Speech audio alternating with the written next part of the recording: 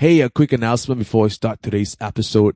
For those of you who do not know already, I run a wedding planning studio called Beautiful Gathering.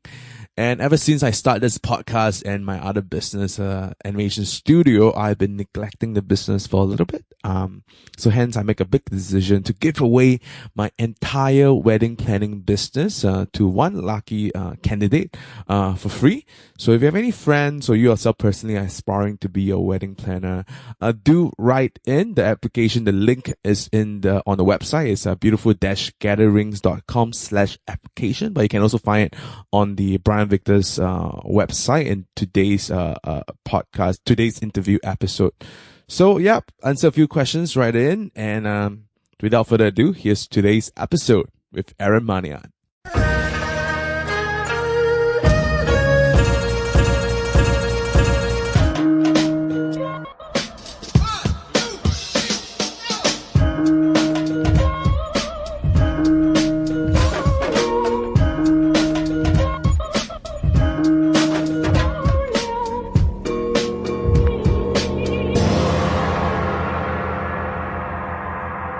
Hey, podcast listeners, welcome to episode 22 of Misfits. So this is where I speak to the rebels, the outliers, and the unconventionals in Singapore. Try to see things as how they see it and to learn from them. So some of this individual include Gina Tao, who started an ice cream cart business and got enough money to buy a BMW, all under the age of 22. Dr. Loretta Chen, who is a consultant to the Kingdom of Bhutan. Agent Punk, and a whole lot more. So today on the show, we have Aaron Manian. He is the director of the industry division of Ministry of Trade and Industry, Singapore. So Aaron have received numerous awards, including, but not limited to, the Asia Society Asia 21st Young Leaders, Singapore Youth Award, National Arts Council Golden Point Award, and the World Economic Forum Young Global Leader Award. Okay, and the list goes on. So in 1995, Aaron was also the top student in the Cambridge GCE O-level examination. Aaron holds a Master of Arts in International and Development Economics from Yale University and a Master of Public Policy from the Balvanic School of Government in Oxford University. In this conversation, we spoke about the strength of a polymath, how introverts develop skills of an extrovert, tools for a 21st century innovator, and a whole lot more. I really enjoyed this conversation with Aaron, and I hope you do too. So without further ado, thank you so much for taking your time out. Thanks for having me and doing this. I really appreciate that. You help a lot, and you want to do this, and you push it through with me. I think not a lot of my interviewees need to go through a lot of levels to get this approved. So we got it. Thank you. So I think we're talking about fun things, so we should be okay. Yeah, I appreciate this. I just want to know. Yeah. So I think let's just start with the first question, which is you have done many things, from working in the government sector to writing poems and books, and on your TED talk, so I saw the whole image, and then you give yourself the label of being a polymath and a positivist. So let's start with one term first. So how would you define polymath? So first of all, I didn't give myself the name. The TED organizers decided to apply that to us. Sure, but I don't disagree with it. I think it's probably not a bad description, because polymaths are supposed to be people who work with different disciplines. They're not defined by a narrow focus. They're defined by broad focus on multiple sectors, multiple disciplines, multiple perspectives. And I think that does describe to quite a large degree what I do. And a lot of it actually comes from the kind of family that I come from, because my family is very, very mixed. My dad is half Tamil, half Eurasian. So there's a bit of Portuguese in there from way back when. My mother is half Malay and almost half Pakistani with a smattering of Chinese. Yeah, so we're a very, very diverse family. And from very young, I realized that boundaries don't really matter. That I don't have an easy label for myself. Because if you want to label me, then you need all sorts of dashes, with all the multiple different ethnic groups. And I figured, okay, if that's the case, then that's what I will be, you know. I don't have to worry about the labels and the boundaries. I will just work with what is there. And I think that's applied later on into the kind of work that I've done. I try not to be focused on a narrow boundary, but to deal with multiple different sectors and how they interact with each other. And so, I guess when you grew up, you sort of the idea that it's really hard to label yourself. So, but that being said, you know, like when did you really start taking on the label of being a polymath? Like, is there a tipping point for you? I won't say it's a tipping point so much as a gradual accumulation of, the identity. So when I was in school, I realized that I wanted to try many different things. I wanted to work on, for instance, poetry at work, but I also wanted to try and be reasonably good at mathematics and then, work on the school newsletter, do community service, do stuff within school as well as with Mandaki and Sinda. And so I realized that the boundaries don't actually matter. And it was more a gradual accumulation process of these many different identities. And then after a while, I realized, okay, they actually sit quite well and they don't have to be mutually exclusive with each other. And do you have, because the reason why I asked is that I personally struggle with it. So I only recently took on the identity as a generalist, which I think quite the same. I mean, is there a difference? I mean, for me, it feels the same. Yeah, I think they are similar. Okay. Polymaths are generalists, except that I guess a polymath would try and go quite deep into a few areas as well. Some people will say that a generalist might stay, they won't go as deep into different areas. But I think at their best, a generalist is very much a polymath. Gotcha. Yeah. So the question was, I only took up that term, the identity sort of earlier, maybe last year. Yeah. And I find it fantastic, right? It's great. And I guess more than just taking up, I really think that's the strength. That's a core strength, right? Yeah. And so, I mean, and I don't know if you feel the same for yourself being a polymath. I do. There's actually a wonderful TED Talk about this by a woman called Emily Wapnick, who writes about why not all of us will have one true calling. And that the generalists or the people who have multiple interests, or the polymaths, to use another phrase, are the ones who will be able to draw insights and innovation from across different sectors. They might use the work they do in music to innovate and give insights to the work they do in mathematics. They might use something that they work on in public sector, as I do, to inform their community service. They might use their poetry to inform their public sector work. This is Emily, Amelie? Emily, okay. Wapnick, Wapnick. Okay, I think I might have, she writes a blog. Yes, that she does. She does. So she's a big pusher for, people who don't have single identities. And was that, would you say that was the point at where you really took on that term, or was it way before? No, I think I've been doing this for a long time. I watched Emily's talk maybe a year and a bit ago, and I remember watching it and thinking, yes, you have given a name to something that I feel a lot of my friends and I have already been doing for quite a while. And I think that's great, when someone gives you language to understand what you've been working on so far. Yeah. That's fantastic. And I guess also with your current situation, you need to be pretty well versed in various fields of studies and spread across different industries. So, if you've been thrown into an ignorant land, just maybe, I'm not sure what, you sound to be really good at everything. So no, we're all learning. Maybe trees, right? For example, right? And you want to quickly learn about that to maybe go into to talk to some arborists. What would be the process looks like if you really quickly, only maybe let's say a time frame of a week, to catch up?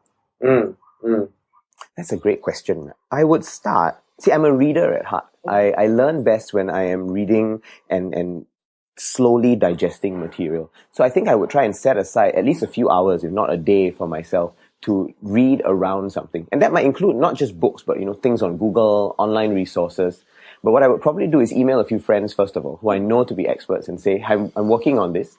Can you all help suggest good websites or good books that I should look at, good articles? So I would start with some of that reading.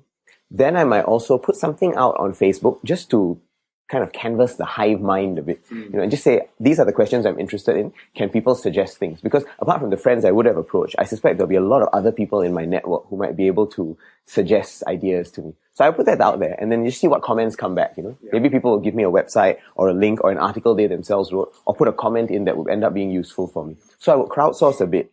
And then finally, in the last couple of days, what I would also try and do is go and talk to people. Because I find that I learn a lot when I'm having a deep, intimate conversation with a person. A bit like this interview, right? Where we're sitting down and having a deep conversation where we explore things in some detail. This after you have sort of crafted out some questions that you want to answer. Yes. Looking for the right person to answer those. Yeah.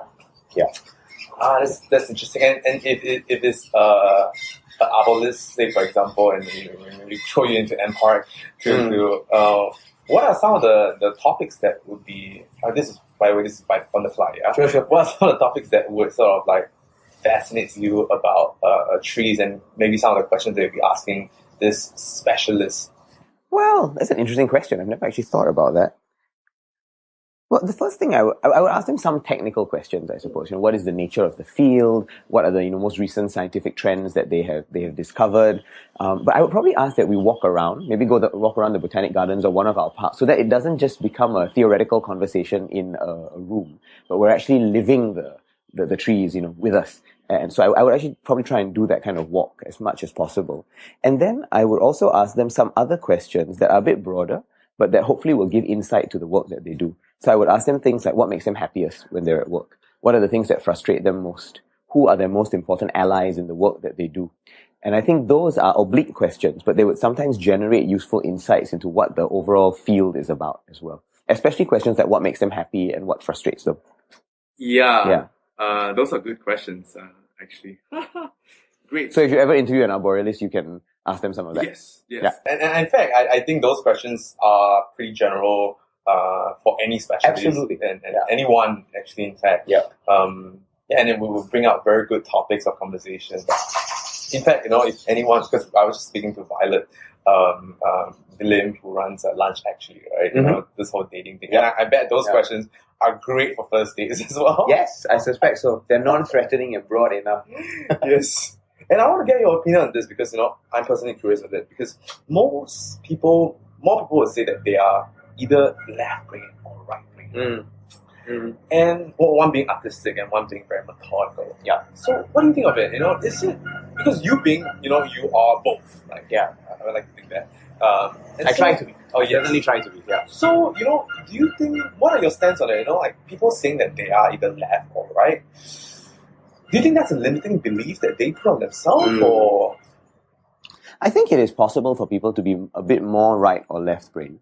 That we probably all have natural preferences, things that we are good at without as much effort, for instance, as other people. So natural gifts, for instance, or natural preferences and inclinations. But I suspect we can always learn to build up the skills in the other side of the brain as well. So I'll give you an example. Like you think about how you write, right? And that's a good signifier of which part of the brain is controlling or the dominant side. So if you're a left-hander, your right brain is meant to be stronger, and if you're right-handed, your left brain is stronger. I'm right-handed. Right. So your left brain, which is the more analytical side, that's supposed to be the neurotheory behind it.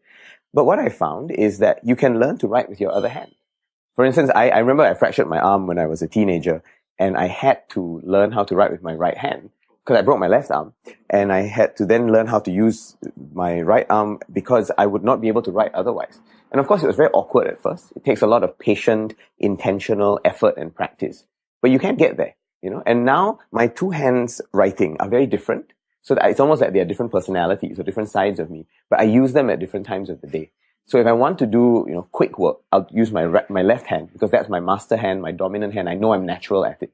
But if I want to do slightly creative work and I want to get myself thinking outside of the box or making my brain work in ways that it normally doesn't work, I will use my right hand. Because then I'm in a sense using a different part of the brain to focus and to concentrate. So I think it's very possible that we use both sides of the brain. And it's something that can be grown a bit like any muscle. With effort and intentional practice, we can grow it. And of all the people who are both left and right brainer that you know of, do you think that it is something that they practice, or maybe it's just sort of a youth kind of situation where they're just put in a situation that they can, you know, practice the musical artistic side and, you know, at the same time being engineering, or, you know, they're just naturally like talented like that. So I mean, the question that I'm asking here is more like, is it nature or nurture? Yeah, exactly, right. And if it's one or the other, I mean, I'm personally leaning towards nurture.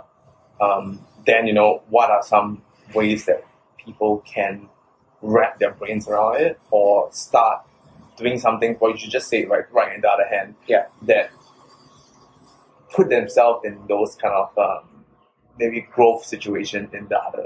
Growth situation is a good way to describe it, because I think it's about setting yourself a space to try something that you may not be naturally good at, but that you can acquire skill at after a while. I do think, you know, we can all do that. We can set ourselves positions of growth. And this is what the great psychologist Carol Dweck talks about when she talks about a growth mindset, right? That all of us, if we believe that we can learn, and if we believe we can improve by talking to people and by acquiring training, then actually we will be able to grow. But that doesn't mean, of course, that if you have no musical talent at all, you practice a lot, you can become a, you know, Beethoven or a Bach or a Mozart at some point. That I'm not sure is possible, but you can certainly become a very good functional violin player or someone playing the keyboard. That I think is possible. Yeah. So I think there is some role for nature, and that's partly us finding the things that, you know, we are almost called to do, right? The deep gifts that we are each given. But that doesn't mean that we can't practice. Because I've seen many examples of people who, you know, they may not be the best musicians in the world, but through practice, they acquire a certain amount of ability. Someone might not be a great mathematician, but they become fairly numerate across time because they develop and practice the skills that are needed. And have you met anyone who are late polymath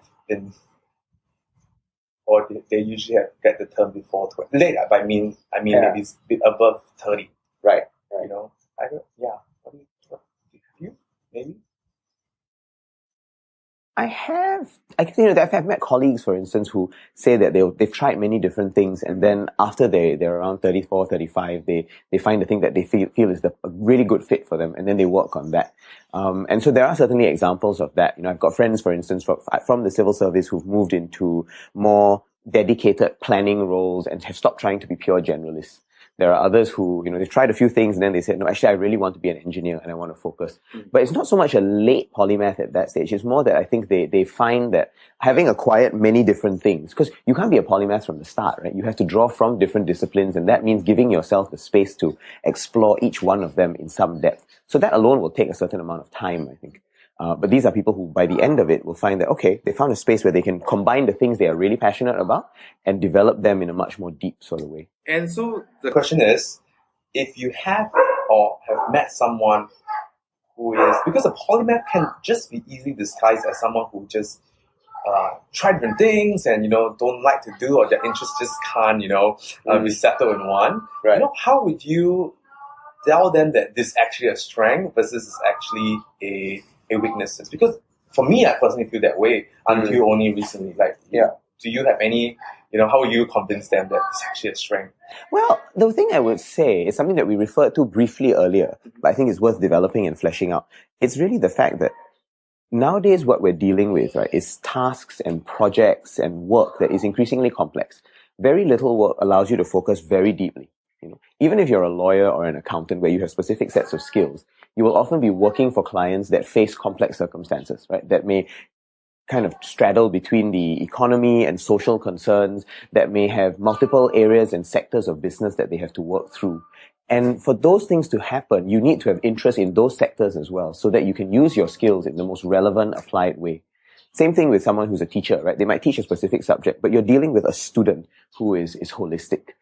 In some of the work that I do, the community areas, you know, we have to plan projects, we have to plan events, we have to manage budgets, we have to make sure that our volunteer relations are strong, and all those require multiple sets of skills. So what I would say to potential polymaths, I suppose, right, is that they need to focus on developing multiple skills so that they can use those areas of knowledge and insight to mutually cross-pollinate with each other. And that the more they do that, the more they will find there is value that they can create. Yeah. And to just add on to whatever that you have said, which is fantastic, is that I think in this world of too many skills, too much things to learn, at least for me, I can speak for myself, which it's just to follow things that you're interested in. And just pick that as the first thing, and then just until you're tired of that, then go on to the next thing. It's a good indicator that you will at least be interested enough to make it count for something, and then later on you can cross-pollinate it with other stuff. Yeah. So we're going to rewind back a little bit to your childhood. So I was looking through your resume, and I was just blown away by the numerous awards. Comparing to me, I mean, I'm just a straight a good progress award, which is, by the way, the little fluke that you just need to score very lousily at the start of the year, and then you score better, then you get $250 like thrown in your lap. So if anyone out there in need of $250, that's how we can do it. Right.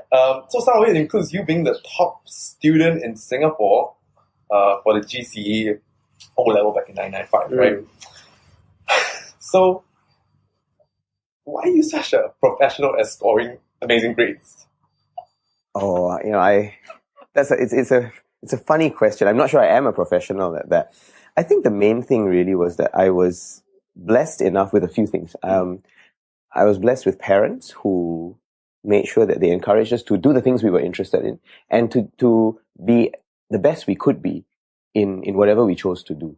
I think that encouragement counted for a lot because, of course, that's just one exam, right? But there were many moments in secondary school of also struggling and realizing that I wasn't, a lot better at things like English literature and history compared to physics and chemistry, which didn't come as naturally. But this goes back again to what I said earlier, that you can through practice, you can acquire a certain amount of functional skill in a range of different subjects, and make sure that you are reasonably competent at all of them. So I think the encouragement to just try our best and keep pushing ourselves and grow was an important part of it. I also had teachers who were infinitely patient, right? Teachers in school who were willing to say, all right, you're good at these things naturally, right? Those things you probably need to put in a less effort for. But there are other things where you will have to strive a little more, put in a bit more practice. And those were the things I tried to work at. And that kind of encouragement counted for a lot as well. And when you have that combination, parents and teachers who are so encouraging, I guess I was thankfully interested enough to also take them up on the encouragement and make sure that I pushed myself as much as I could. And when I listen to your Q&A, and even now, right, I'm always astounded that you can bring out names that just like, wow, like I would have never remembered the lady's name, say for example, on the TED Talk. And so, I'm actually asking for myself, is there anything that you do that allows you to remember even how to spell the name, right? It's an interesting question. Because I would never be able to name the name of the TED Talk, although I know what exactly was TED Talk because I watched it before. Yeah. So I mean, is there something that you? To be honest, right? First of all, I guess if I'm struck by something, what I try to do is make sure that I have an easy way to find that information again. So with things like the TED Talks, or whenever I come across anything interesting, I actually have a Google Doc, which I call Interesting Ideas. Okay. And then I will do a quick 2-sentence summary of the idea and just leave it there. And then every now and then I look back through that Google Doc. Because the nice thing is you can look at Google Docs on your phone now, or when I'm on the train, when I don't have anything else to do, I'll just do a quick scan. And then when you do that a few times, the ideas tend to get reinforced. So I'm a big believer in that the brain is built not to remember, but to think. Right? So I try and focus on thinking for the brain, but when I need to remember stuff, I externalize that in my memory and I go into my Google Doc and I just read through what's already there. So it's like a safe space where I store all the ideas that I find interesting. Yeah. I do the same on Evernote actually. Right. Yeah, exactly. So you can do it on either of those, I think. Yeah. But I mean, sure, idea, I get it. But then what about like names of people? Like, well, I'll put the name there as well. Okay. So I might say something like, interesting idea about polymaths and people with multidimensional interests. And then I'll put the Emily Wapnick TED Talk, right? So that when I see that, I tend to associate those two things with each other. And this list is ever growing. It's ever growing. So growth mindset, right? So it has to keep growing. Yeah. I mean, do you like later on plug this into like another thing, or once you remember it, or the new ideas of interesting ideas has not as expired being interesting? I'm just thinking about how I can manage it. Right? Yeah, it's an interesting question. I tend to leave the whole document there, but I put the newer stuff right at the top. Okay. And then every now and then what I will do is I'll look through the thing. If I have, say, a couple of hours over either a weekend or when I'm on vacation, I might just set aside 2 or 3 hours for myself to go through this document and then reclassify and cluster the material somehow. Yeah. And to say, okay, actually now I'm seeing that there's a connection between idea number 2 and idea number 17, right? And then putting them together and creating a new kind of cluster of ideas. So you create a new document or just... No, I'll do it in the old document. And then I'll keep adding a set of new ideas into the new section as well. So that's kind of like tagging of... Yeah, it's essentially tagging. Yeah. Oh. One of my friends, actually, a guy called Jerry Michalski, who lives in the west coast of the US, he actually uses the Brain software that's out there. There's a software called the Brain. So his brain is externalized. It's essentially a software for mind maps that he puts in more and more material all the time, including things like links and PDFs and tags. So everything that he knows is actually externalized there. So mine isn't quite as detailed as that. For me, I keep just the really interesting stuff in this document. Okay.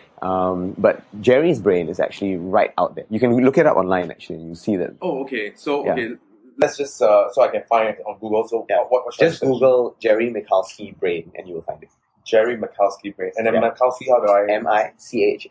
Okay, I wouldn't remember, but it's on audio now. So. Okay, that's when you don't have to worry about remembering. You just send me a WhatsApp and I'll tell you what it is. and going back to your childhood a little bit, I mean, if you can paint us a picture, how does that look like growing up?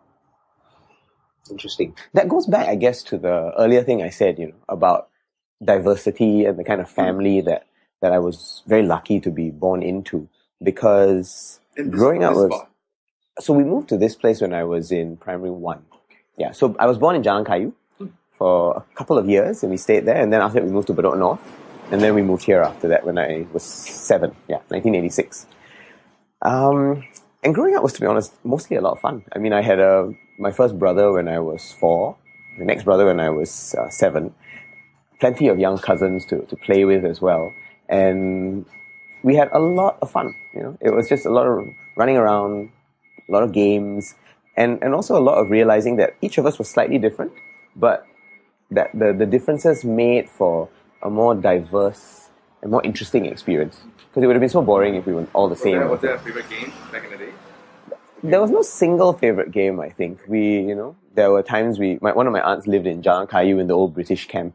So sometimes my uncle would bring a tent and we would pitch it and just play there for the whole afternoon. Because one of my uncles, used to be in the army, and so he had a lot of good skills with that. And so I remember we bought a tent. It was a kind of fun place for the kids to hang out in. There was that. We used to go kite flying in the back of that house because there was a lot of space.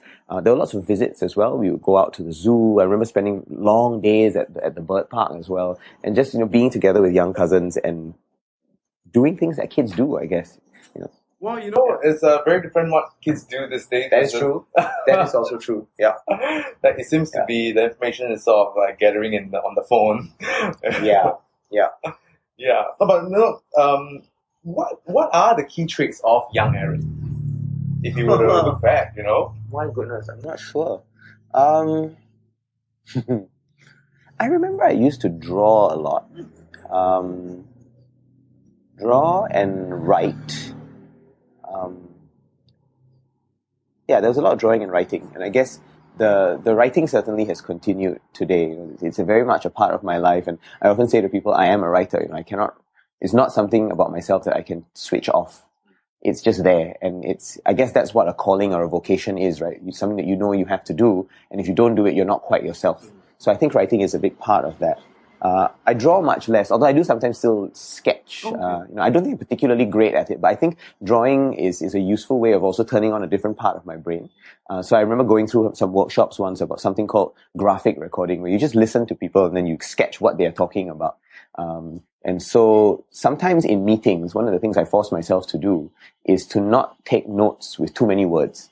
I ask myself to draw what's happening instead. And this doesn't always work, right? Some meetings you have to just write down quick things, especially if it's a very brisk meeting where there's lots of follow-up. Yeah. But every now and then, if I go and attend a conference, for instance, or if I'm listening to some new insights, or if I'm watching a TED Talk and I happen to have pen and paper, I might take notes for myself, but just sketch them instead.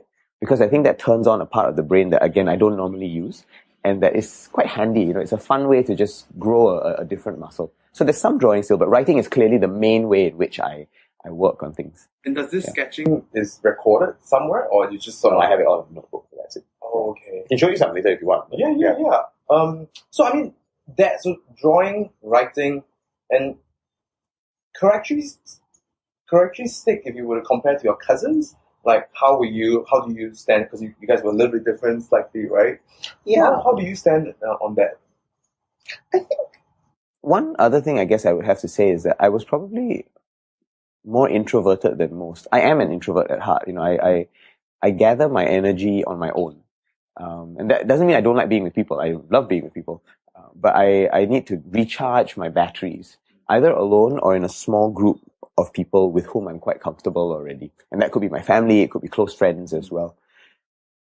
And I suspect, compared to some of my cousins, I mean, some of them are quite introverted as well, but I did notice that every now and then I would just need to do my own thing. I'd go off on a walk by myself, or I'd be quite happy curling up with a book as much as I was out playing with kites and, being in the tent. So I did notice early on that I would need that introverted space. And again, that's a language that I only really began to understand much later on, that introversion is just a personality preference. And once we understand it, we then know how to gather our energy as best as possible.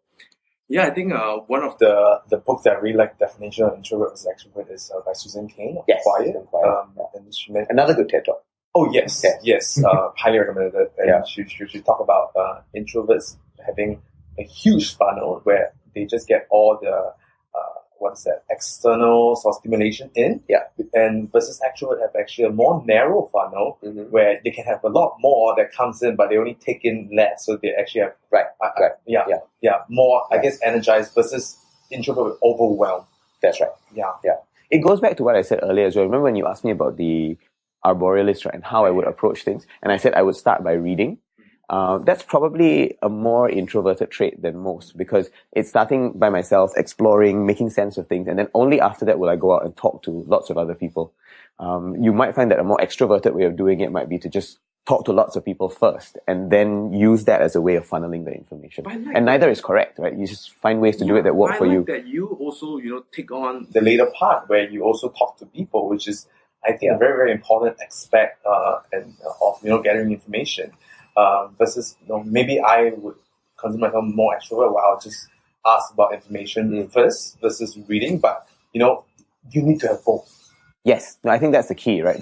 That real balance, intellectual balance, emotional balance, psychological balance comes when we are reasonably able to work with both parts of our personality. And I do think introverts have to learn how to be extroverts at some point, and that's what we call learned extroversion. And extroverts, I think, at some point will also realize they want to be alone and to recharge. And both of that's okay. It's just how we operate. Yeah, but actually, you know what? That's very interesting. I'm going to dive in a little bit into that, which is, as an introvert, how did you learn to be extroverted? I mean, in whatever learned extroverted. Ooh, that's a great question. So there's a few things. Debating was actually a very good thing for me. I did a lot of debate when I was in school, especially the second half of secondary school and JC. And debating was great because it was a way of helping me to articulate my thoughts as clearly as I could, and then be able to communicate them to sometimes quite a large audience, right? And it leads to and in a high-stress competitive environment, yeah. And it's actually quite interesting because quite a few debaters are actually very introverted, because successful debaters don't just talk, right? They have to know how to listen as well. And quite often, that skill of listening is something that introverts bring with them. Not that extroverts can't do it, they can, but it's a more natural skill, I think, for many introverts. And so debating was a very key part of it. And then certain student activities, I was a school prefect, for instance, and being interested in leadership as well meant that every now and then I would be out there, in positions where I would have to communicate with quite large groups of people, not all of whom I know, and therefore not all of whom I'm comfortable with already. And there again, it's a question of practice. I think I keep going back to that theme of how when we practice, we can actually learn to do things and acquire at least a basic level of functionality at it. And extroverting was very much that kind of thing. Just learning how to do it. I was a diplomat for a while when I was in the US as well, and in the foreign service. And there, you have some things that introverts need to be very good at, right? The ability to write reports and send analysis home. But how do you get your information? You have to talk to people. And sometimes that means being able to walk around in a big room, either at a reception or a conference or some other kind of event, and be able to work that room. the image of working the room is really an extrovert skill. And it's something that I've slowly tried to acquire a little bit more competence at. What are some of the best resources one can look into to learn extroversion? Because you talk about a few areas that they could, put themselves at to learn it, right? Like dating, but I don't know if they have the time to ever do that. I mean, especially when you're out working, right? So Sure. Other than that, is there anything that, as an adult, is there anything that they can, a spot that they can put themselves in or a resource they can learn? Well, I think firstly start with reading Susan Cain's book, Quiet. Yes, because then once you understand introverts, you will understand what extroverts are as well. And Susan Cain does give some ideas, right, of how introverts can acquire these extroverting skills, even if they're not naturally extroverted. But what I would also say is, I don't think you learn about it theoretically. It's like trying to learn how to run, or learn how to swim. You have to do it. And it's only in the doing that we acquire the ability to build up the muscles. And muscles is the right way to think about it, I think, because you're making it stronger each time through constant use. And if you don't use it, at some point the muscle will start to tear away, right? As all of us who haven't been to the gym for a while and then go back will suddenly realize, So I think the key is do it, and do it in all the ways that you are allowed to or find it easy to do given your work, So if there's a new person, right, go and talk to them. That may not be something an introvert is naturally ready to do, but kind of starting up that conversation is one way of developing the skill. And once you start doing that, it gets easier the second time and the third time and the fourth. Put yourself in situations where you're giving a presentation, right, and then taking questions during a meeting. That's quite an extrovert skill as well. And again, it's something that introverts can acquire more than basic competence. I've seen introverts do this very powerfully because they've prepared well and they know how to use the material. Yeah. Coming out from RJC, Raffles Junior College, what attracted you to choose those fields of study when you are in Oxford? And also maybe to frame that question better is, why did you choose Oxford as well than the rest? Because you literally have a pick of any university. I mean, I don't know, but I don't want to put words into you. No, fair enough. Yeah. I chose Oxford quite early on, actually. So the reasons were actually quite simple. I knew I needed to do something in the humanities. And when I say I needed to, what I mean is I knew that those were areas I was deeply passionate about and interested in, and that I knew I would have fun exploring. So I was in the humanities program in RJC and working on history, literature, and economics. How would you define humanities? I mean, so literature, history, and economics, and geography. At A level, I think those are the key examples. Yeah. I knew that those were things I cared about, and so as you said earlier, right, we do stuff that we're passionate in, and that I think helps us to be meaningfully engaged and happy. And so I knew I wanted to do something in that sphere. I thought about being a lawyer for a while, especially given I used to debate. Lots of people say debaters become lawyers, which some do, but not all. True. Many debaters do other things as well. Yes, exactly. But many debaters do other things. And I realized a few things. One was I didn't want to be a lawyer. I wanted to study some of the fields in the humanities in a bit more depth. So law is great. It's a professional degree, but I didn't want a professional degree. I wanted to enter public service because I was quite clear that I enjoyed the idea of being part of something that was larger than myself. So contributing to bigger causes, and public sector work seemed like a good way to do that. And therefore, the degree that Oxford had, philosophy, politics, and economics, was in a lot of ways the most natural one to do. That's a degree that has been, it's described as what Oxford calls modern classics. So it produces many civil servants who move on into either political or public sector life, in the civil service. And I thought, I like that, right? The other reason I wanted to explore it is because I didn't really want to do a single subject in my degree. Going back to the idea of polymath type behavior, right, or being interested in multidisciplinary work, I wanted a degree that would help me explore those connections, to look at how different areas, so in this case philosophy and politics and economics, interacted with each other to produce complex outcomes in a society. And I felt that studying any one of those by themselves would not have given me that combination. So there are very few places in the world that offer that particular combination as a single degree. And Oxford seemed like the right place to do it.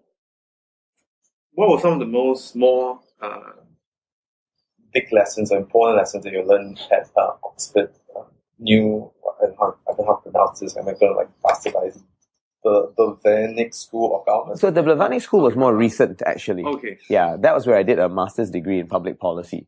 But the original degree was in Somerville College, which was the undergrad program in philosophy, politics, and economics. Yeah, and the key lessons, as an undergrad, the big lesson that I think I learned was to continually look for the connections amongst the disciplines. Because that wasn't always something that was readily told to us. The lecturers would introduce the content for their own discipline, but they wouldn't always find the connections. And that was up to us to look at based on the particular subjects that we chose to do and the particular electives that we picked. So finding those connections was a key part of it. The other thing was that we did a lot of writing. Let me dive into that a little bit. Sure. So they didn't spell it out to you that you should be finding the connection. No. Yeah. When did you know that it was important I mean, I guess you really wanted it. I instinctively wanted it, that's right, because that's why I picked the degree. And then I remember when I got there, I thought, okay, if this is not happening for us, then maybe we can find ways to do it ourselves. And, the introvert way of doing it would be to sit down and mull on it for a while and think it through, which I enjoyed doing. But every now and then I tried to also go and talk to people, right? And just get the cohort together, a few of us discussing things and figuring out, how do I learn from what you are gaining as your insights? And how can I share my insights with you? So those sorts of connections were useful as well, I think. You were just saying the other point? Yeah, the other point was about writing, because the crazy thing about Oxford, not just crazy, but also the wonderful thing about Oxford, is that you are set to read for a degree. You don't study something, you read philosophy, politics, and economics. So you read history, you read English literature, because there's a lot of reading to do. And the reading is then channeled into essays that you write every week. And some might say that, that's not a very great simulation of life. But actually, I found it a very useful set of skills to build up. Because when you're writing, you're processing and thinking and coming up with an independent argument each time, which I thought was a very, very useful thing to do. Because now, in public sector work, or my friends who are consultants, we often find that we have to do that. We have to read very fast, digest quickly, and then distill things into a 2 or 3 or 4 page report. So it's made me a little bit less scared of deadlines as well. Because I feel like I know I can, right? If I need to produce something reasonably quickly. It may not be perfect, but that's okay. It just needs to be good enough. I don't think it needs to be perfect. And on the note of reading, because that fascinates me, I read so slow, I have no idea how slow I read, like a snail. What are some of your reading skills that you have acquired, Well, to be honest, I don't think slow reading is a bad thing, because sometimes I think we skim too much in this day and age. Everything's on the phone. It's so easy to just swipe through an article and just try and catch the main ideas. But I think what I learned as an undergraduate is how to do skimming when skimming is necessary, right? Get the broad ideas in a particular text or article. But also figure out, okay, on this idea, I want to go deeper, right? So I need to spend more time on it. And again, it was about finding the right balance between things. During term time in Oxford, I often found that I was running around and trying to do a lot of skimming so that I would get a broad overview of all the different things I was doing. And then once I had picked areas that I was really interested in and wanted to follow up on and do research on, I did a lot of that work either during the vacations or on weekends when I wasn't running around quite as frantically. Because sometimes I think you do need to just slowly read. Take an hour or 2 hours to read 20 pages. And then take notes and really slowly digest the material. And with the notes, and you need both. Are you looking at just the title or, then the content page? No, not just that. I mean, I would at least try and work through, an introductory chapter or 1 or 2 of the other chapters, but then skim and get the main ideas from the material, but not feel that I had to know all the examples immediately, because you're not memorizing at that stage, right? You're reading for understanding rather than reading for internalization. But the internalization will come later. So I do think fast reading has its place in life and slow reading has its place in life. It's the same at work now. There are some things which I will skim because I know that I may not need to, if it's an article, I might look at it very quickly. But I try and make sure I know where to find it later. If I need to go back to it and I look at it closely, then I'll make sure that I have it stored somewhere. Yeah, Google Docs, or sometimes just making sure the link is there on my history so that I can go back to it easily. Yeah. Do you have anyone in your life that has a huge impact on you choosing your path or, shaping your perspective? Yeah. Many, actually. I've been very blessed with many mentors and people who've given me that kind of guidance and influence. going right back to primary school. I mean, my form teacher in primary 2 was a woman called Mrs. Daisy Chua, and she really got me started on writing. I think she realized that I could storytell fairly well, and she encouraged it a lot. She made us do, a long composition almost every week. Wow. Where we could come up with stories. And initially, she would just read us stories and have us retell the stories. But after a while, we could come up with stories of our own. And those were amazing opportunities, I think, to just learn what words and language can do. So I was lucky there. My form teachers in primary 4, 5, and 6, Mrs. Irene Lim and a woman called Mrs. Molly Low. Again, both very, very strong teachers who they would encourage me to focus not just on writing, but to try and be as all-rounded as I could be. To try and get good at even the things I was less natural at. And I think that made a huge difference. When I was in secondary school, a whole bunch of teachers actually were very, very inspiring. There's a woman called Mrs. Lim Jeannie who taught me in Sec 1 and 2 English literature. My English lit teacher in Sec 3 and 4 was Mrs. Rosie Smith. Again, a very strong influence because they both encouraged me to build up the interest and passion that I had in their subject, but at the same time encouraged me to try and learn how to be a good leader, how to serve communities, and not just develop for my own sake.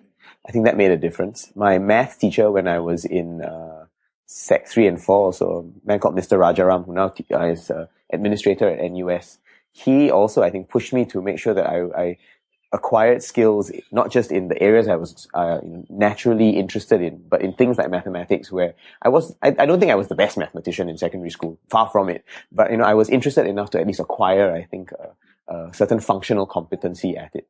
So that helped a lot. My tutors in JC, very strong people. Again, particularly my English literature and my general paper tutors, very encouraging folks. A guy called Jeff Purvis, Mr. Howard Clemens, and Mrs. Nicola Perry, all part of the humanities program, and very encouraging in terms of the way they pushed us to challenge ourselves, to be a little bit innovative in the arguments that we tried to play with, to experiment with new techniques, to try new methods, to have innovative interpretations of the books that we were studying. All that made a huge difference, I think. And then when I went to university, I had two tutors in particular, my international relations tutor, Jennifer Welsh, and my economics tutor, Judith Hare, who both pushed me to stretch as much as I could. I always could rely on them, right? No matter how hard I worked on a particular piece of writing, they would always find what was wrong with it. And they would encourage me and tell me what was strong, but they would then also say, what about this? What about this thing that you've forgotten? And I knew that any question they asked me would always be a difficult question because it would force me to go and read some more or talk to more people and try and find new ways of understanding things. And I think that's what a good education is, right? It's one that stretches us as much as possible. So it seems like all these are all very, very good mentors and folks that have been sort of like blessed to be on your journey that have helped you to get to where you are. Are there any mentors that you personally actively seek out? It's a good question. I guess there's more of that now in the in the civil service or in the world of work. Early on, I think teachers are there, right? And they're wonderful, but they help all of us. But I also do think that if we're more proactive, teachers are often more inclined to give back to us, because they in a sense, you're involved in a reciprocal relationship, and if they know that you're passionate, they're much more likely to encourage.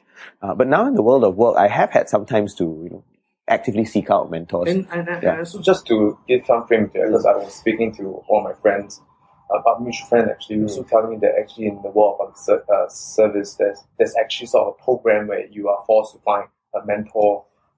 There may be more structured programs out there. I was not part of those.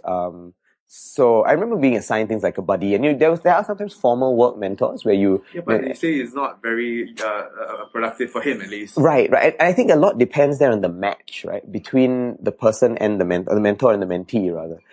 And sometimes that sort of structured matching will work, but at other times, if we haven't thought through the personality fit and the kinds of interests that people have, it may not always be the best fit. And I do think fit between mentors and mentees is a good thing.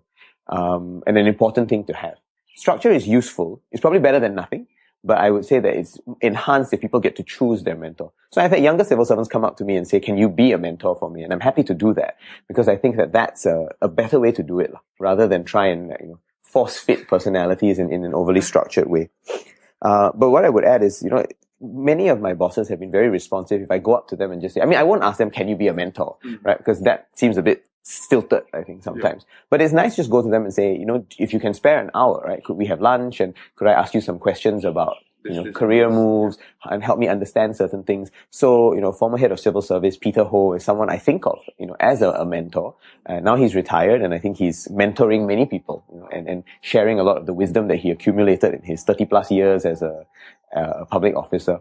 My permanent secretaries in each of the ministries that I've gone to have always been mentoring figures as well, with different styles. But no one has ever said no when I go to them and say, "Can I have an hour of your time or half an hour of your time just to run some ideas by you and to talk to you about my career plans?"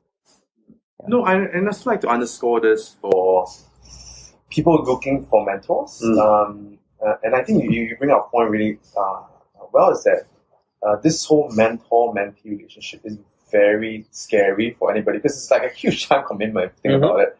But I think if you were to just frame it as a lunch situation or a coffee situation, seeking wisdom, and maybe the frame of, although he or she might be your mentor, but it's just a lunch mentor. That's right. Yeah, and like I said, you don't have to call it, a very formal capital M mentor, right? You're just saying, let's have lunch, and then I might pick your brains about something, and maybe they will ask you about something, because actually reverse mentoring works too. Sometimes, when I meet my younger mentees, I'll ask them what they're doing, how are they doing in learning coding, and what are the new things that they are interested in, because that helps me learn as well how to stay current and abreast of emerging technologies. And I guess, what are some key traits that you look out for in a mentor, or maybe for others who are just starting on the journey to sort of have a thought on it? I don't think I would generalize it. I think you could. It really depends on what you're looking for. If you need mentoring in a very specific field of content, then that should be what you're looking for, right? Someone who has deep expertise in that. But what you're looking for is maybe mentorship on more general things, like how to manage a team, or how to be a good leader in an organization, or how to do innovation in a place like the public sector. Then I would say we need to talk to someone who's got experiences and stories that they can share in those things. Yeah. So it's not so much a generalized set of traits, but I guess at the heart, they must be willing to share. Okay, yes. Yeah. So maybe a better question would be, what would be the difference between a good mentor and a great mentor? A good mentor will be one who's willing to at least have that conversation that I was talking about, who will respond to the questions and share their own story. I think a great mentor is one who will also have the empathy to listen to what their mentee is asking them, and maybe have both the intuition and the sense to understand where they are coming from, and give them some additional advice or guidance that may not come from the mentor's own experience, but at least comes from the reading that the mentor has of the person. So someone who looks at me, or if I look at someone else and say, I don't have experience in what you're asking me about, right? But it seems to me that what you are looking for is to grow in certain ways. And maybe here are ways you can go about doing it. So it seems like a mix of humility. So knowing that he or she might not be able to answer the questions that you look for, but referring you to the right material. And a little bit of empathy and understanding of where you're coming from. Because I think, and that's a big trait for anyone, because a lot of people don't actually listen. Right. And we can be kind of... they listen but they don't hear. A mentor that listens and, prompt further questions. And then come out with an answer. Or if not an answer, then at least better questions. And ways of finding the answer, because mentors may not have all the answers. Or sometimes the question is one that is so complex that there isn't a simple answer to it. Then if you don't have that, then you need to start asking better questions. Yeah. And just on the flip side to, being good, let's talk about some most common mistakes of mentoring when, are there any that, you because being a mentee for years, are there any common mistakes that I think one being the listening part, right? You should definitely listen. Yeah. Are there any other? The listening part, I would go as far as to say that a good mentoring conversation should involve the mentee talking more than the mentor, actually. Because the mentor should be asking questions and, kind of probing into the issues that are being explored before they start sharing or, trying to give insights. So listening is definitely a key part of it, or failing to listen is a common error.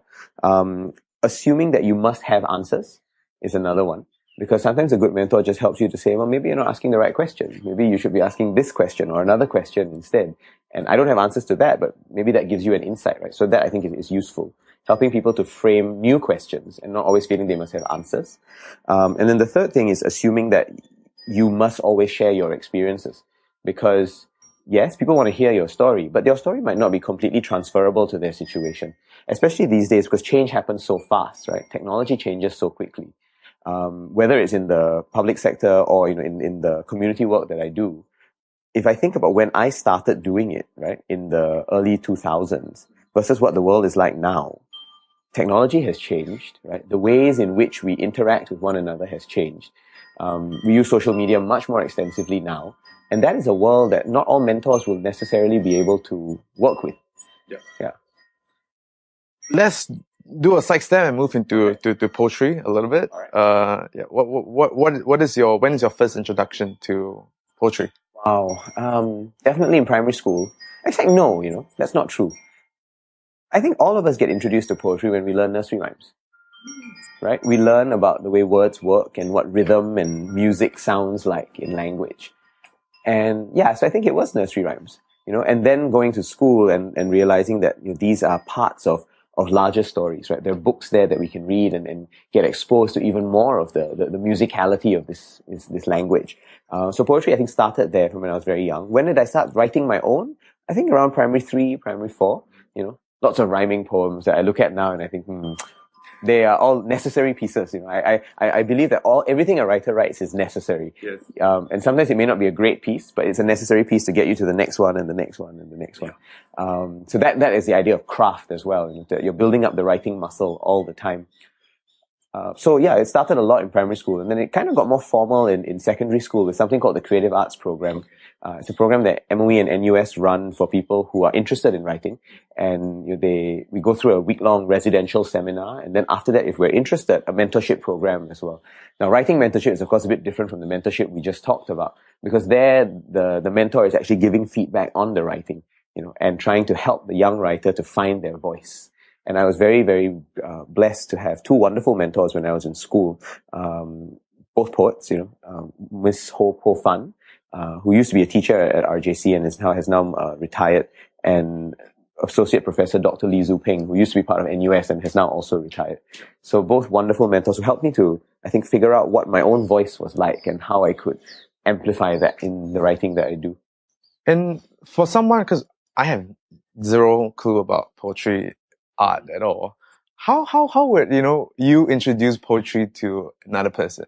Like how to wrap our head around poetry? It's a good question.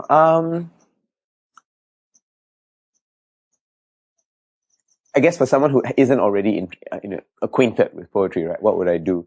I would start off by maybe asking them what their favorite nursery rhyme was, because I'm pretty sure everybody has one, or what their favorite song is.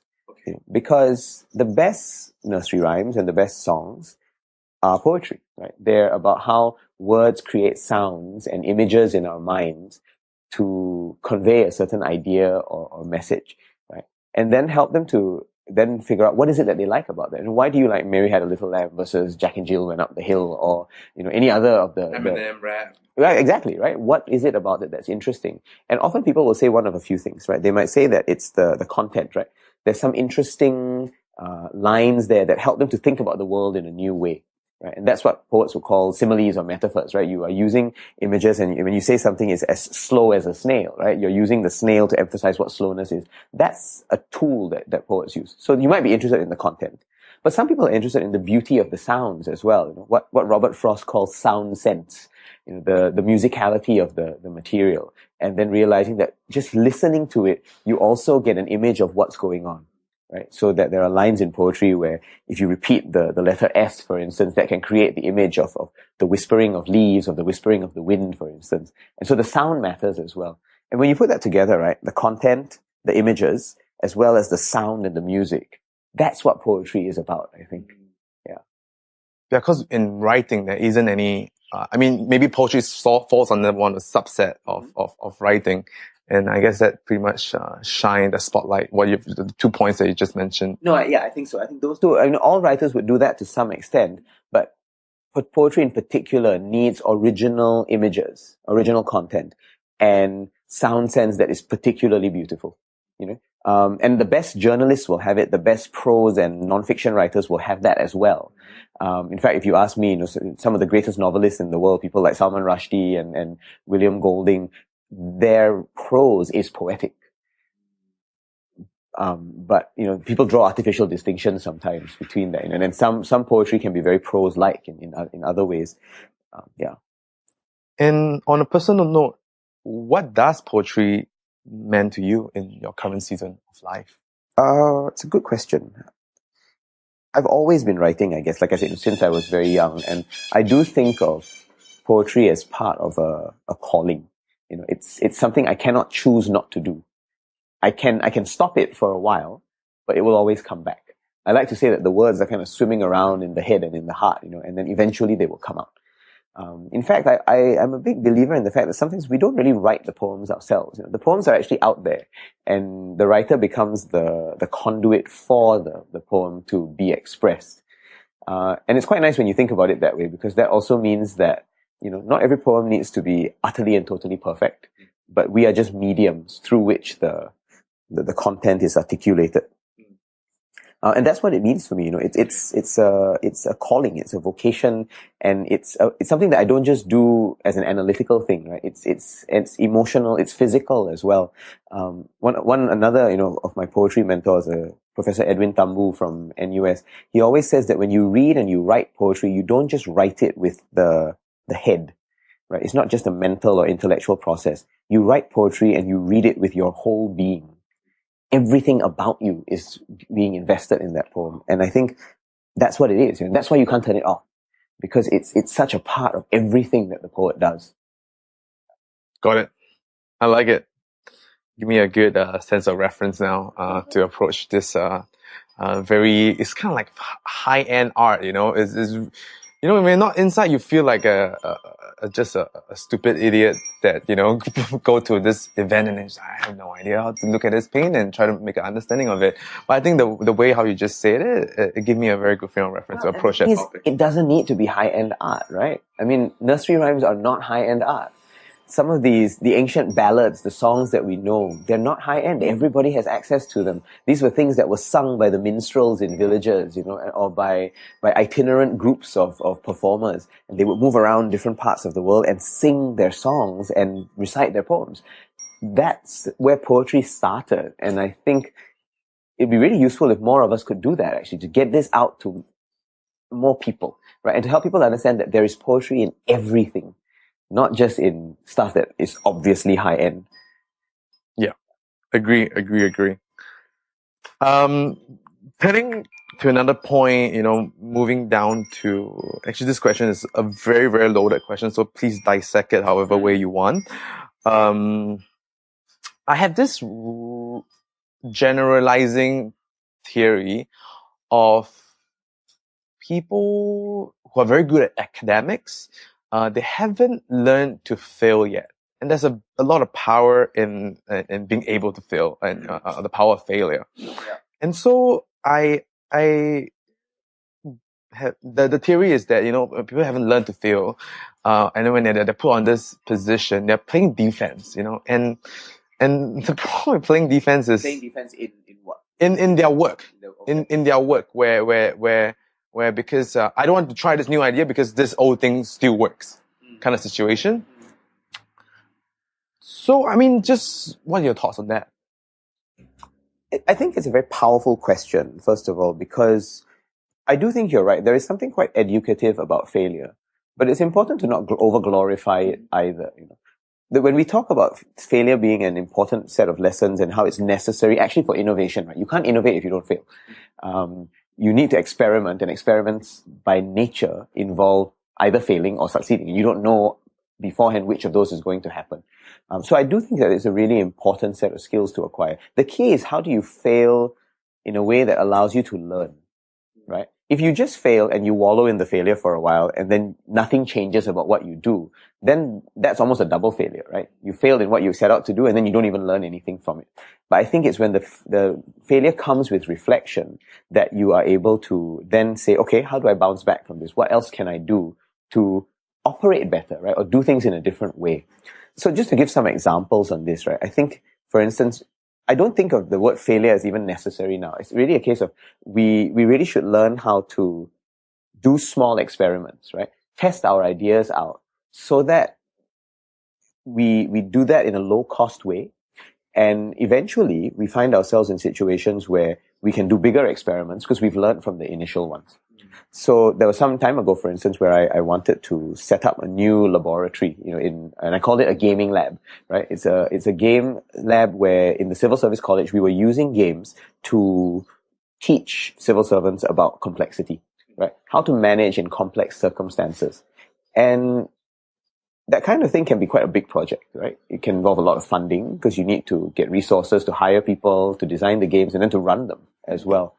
And initially, when I remember I broached the idea to some of my peers as well as my bosses, there was a lot of pushback, to say, oh, maybe we don't do this now, let's try it later, are you sure it's going to work? And I remember thinking, okay, never mind, we don't have to start big, right? Let's just start small, right? Try one game first, learn from it, figure out what works and what doesn't work, then try again, apply those lessons, figure out what worked and didn't work, and then keep iterating that material.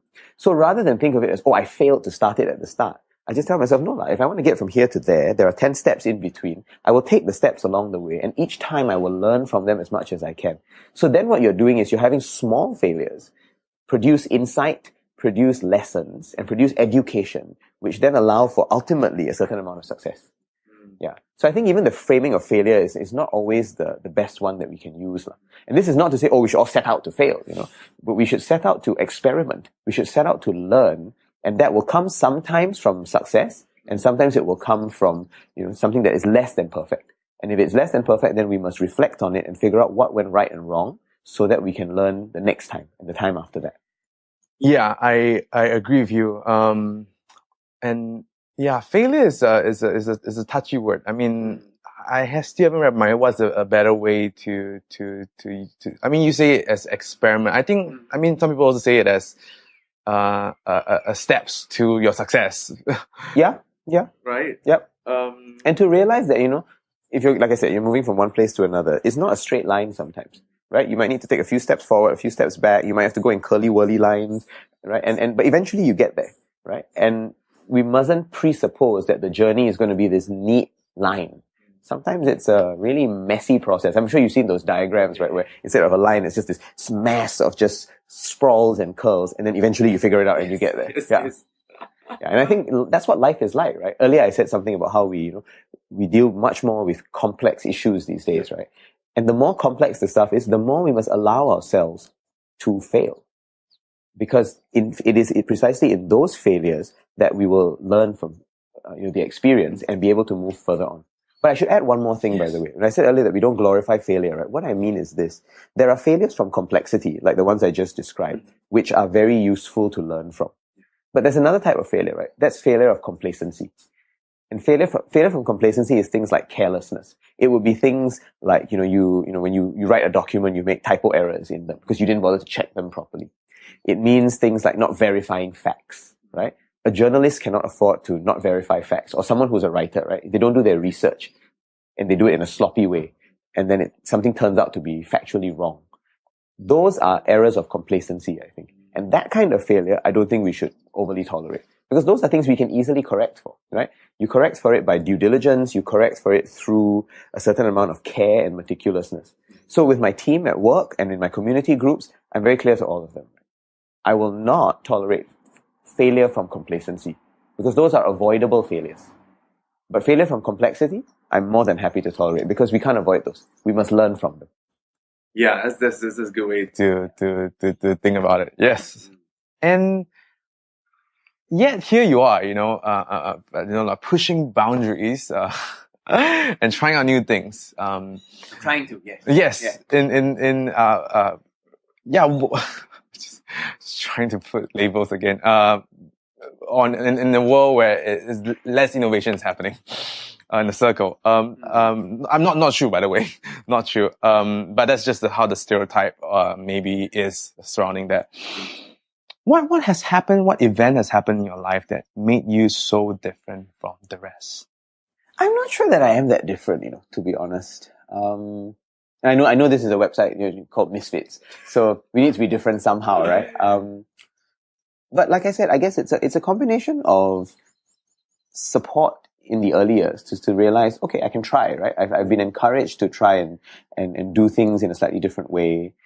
It comes from the fact that I guess I don't have an easy label, so earlier on it was trying to help people understand that, this guy is kind of Indian, but does some things that Malay people do because he's Muslim, and he's got this Eurasian side of his family, which is also very prominent. Yes. And, I care a lot about all of them.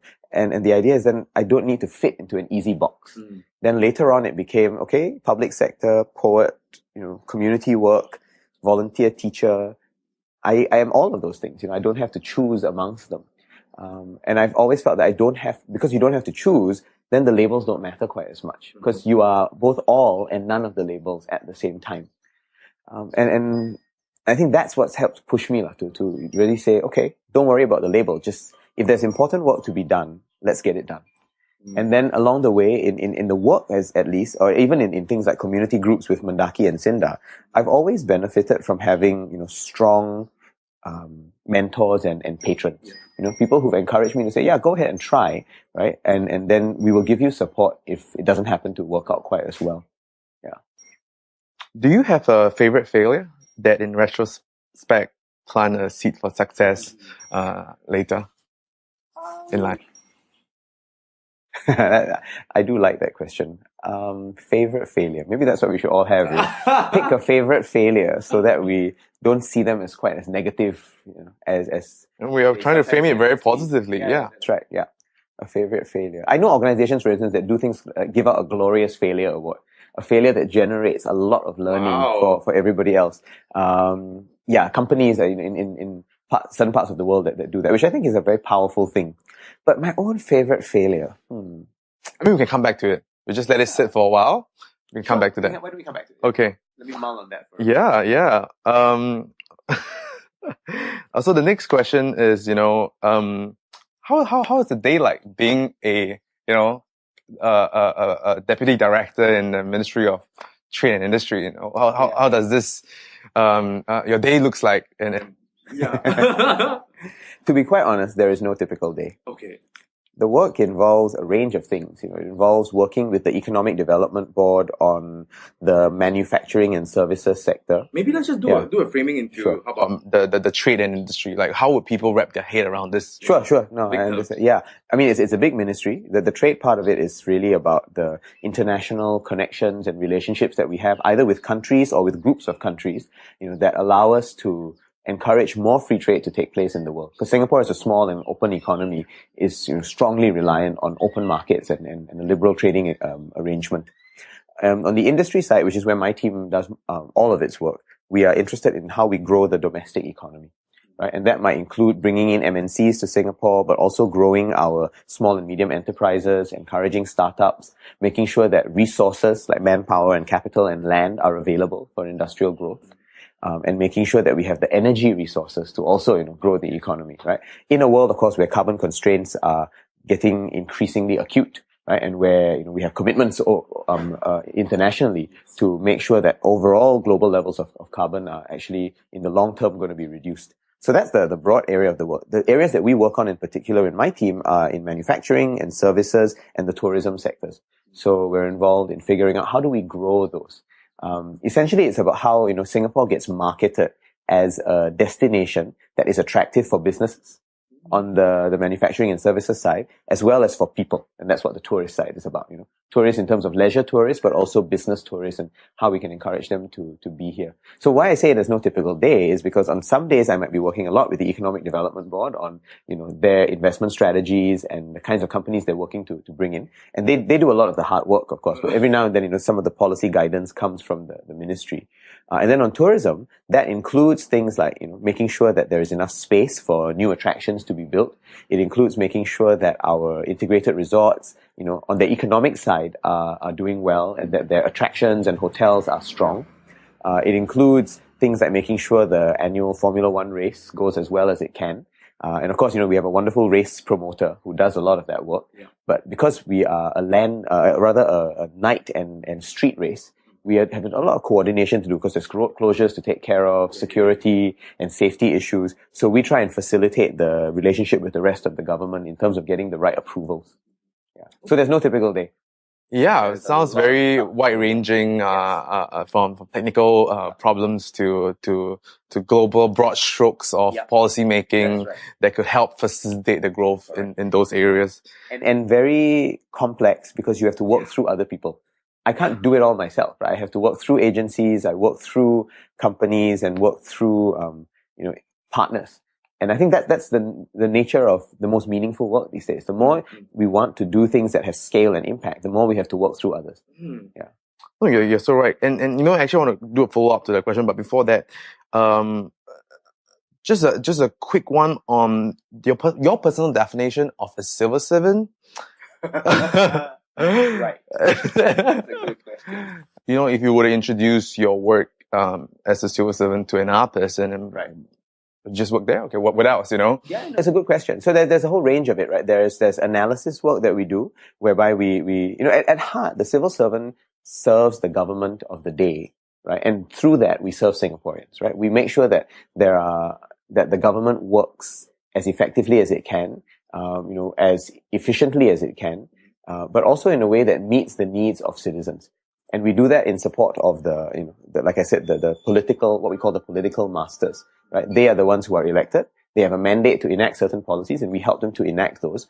But we also do analysis and we will tell them what the costs and benefits are of the things they want to try and do so that we can come to a decision that serves the larger purpose of Singapore as much as possible. So that's the broad role of civil servants. And then within different areas, of course, you will do different things, right? So in the Trade and Industry Ministry, we're interested in how do we grow the economy so that we have jobs for Singaporeans, right? That's the core purpose of what we do. In the Ministry of National Development, you might focus on making sure that land use is done in a considered and effective way so that we maximize the space that we have, because we don't have a lot of space in Singapore and we need, I think, that space to be, as efficiently used as possible.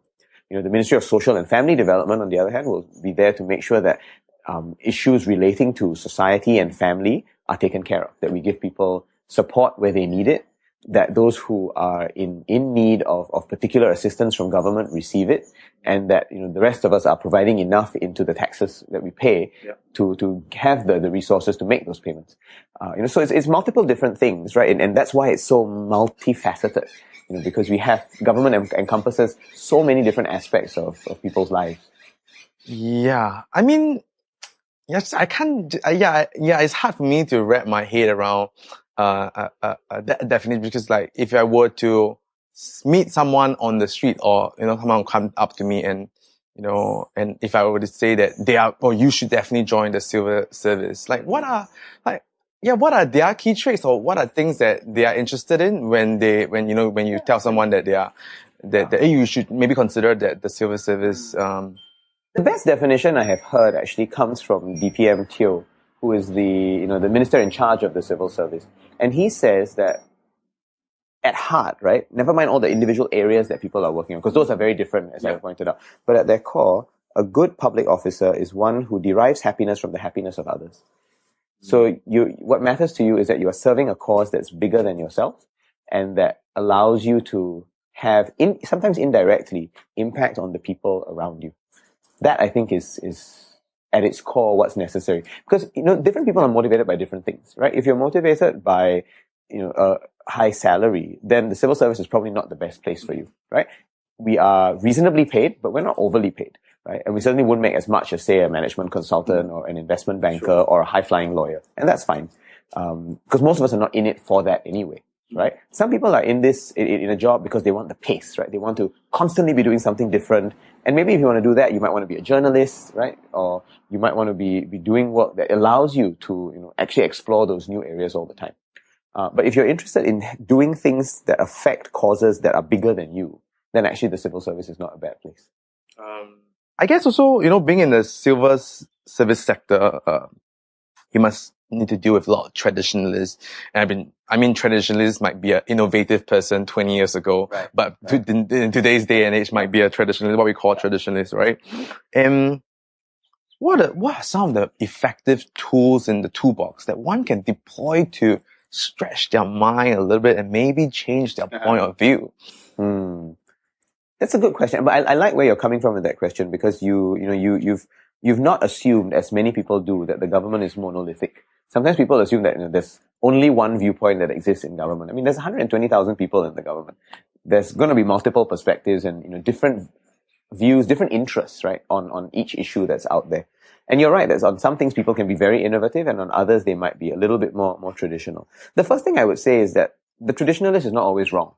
Sometimes there are good reasons why we do certain things, and we might want to keep doing those. For instance, I'm also probably not an innovator when it comes to things like taxation, right? I don't think you want to be asking people how much taxes they should pay, for instance. I mean, there is a macro decision that we make on what tax decisions are, and I think we should stick to those.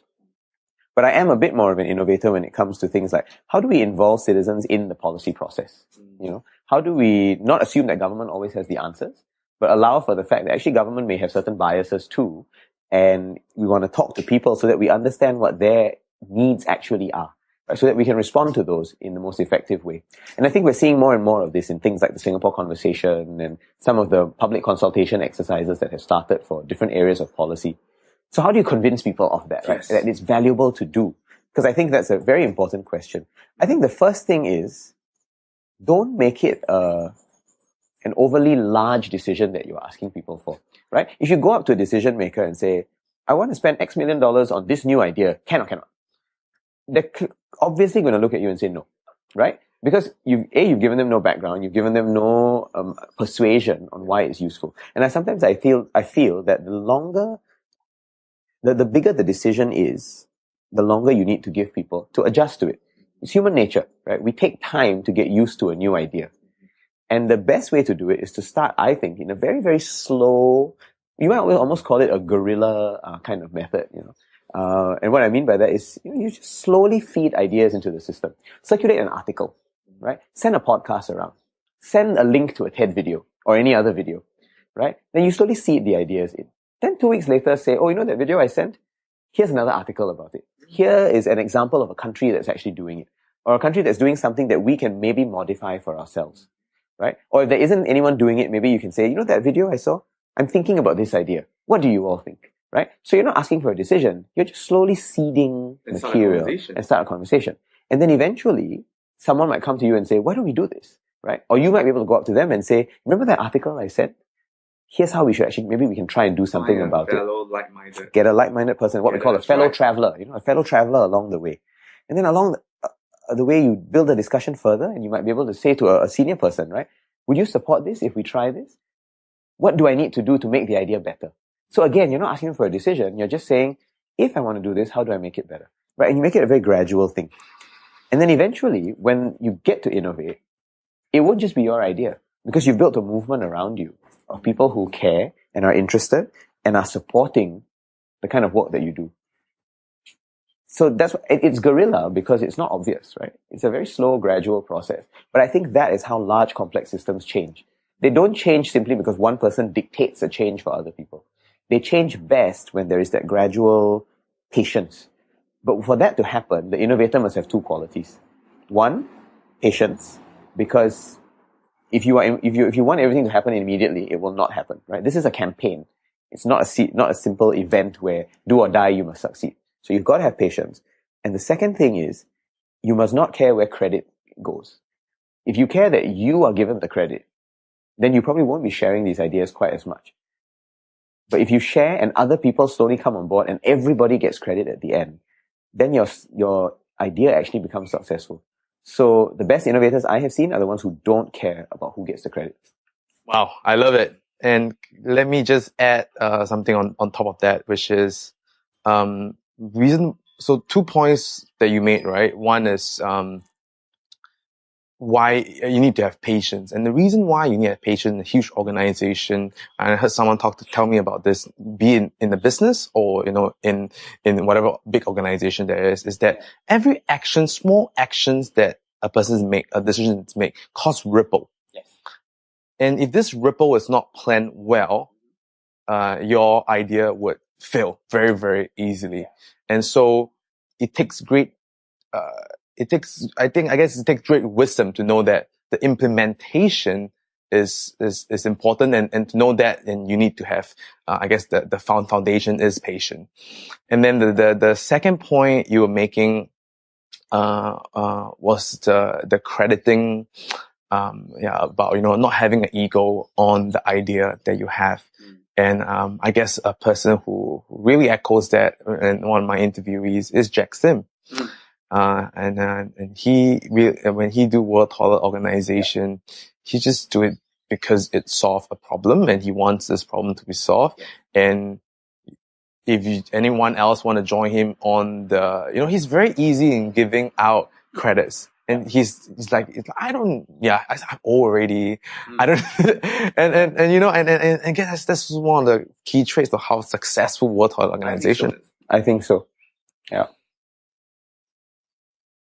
Being innovative, I guess, you are always on that topic a lot. And I guess the question to you is that, are there any practices or activities that one can take on to be more flexible in thinking out of the box?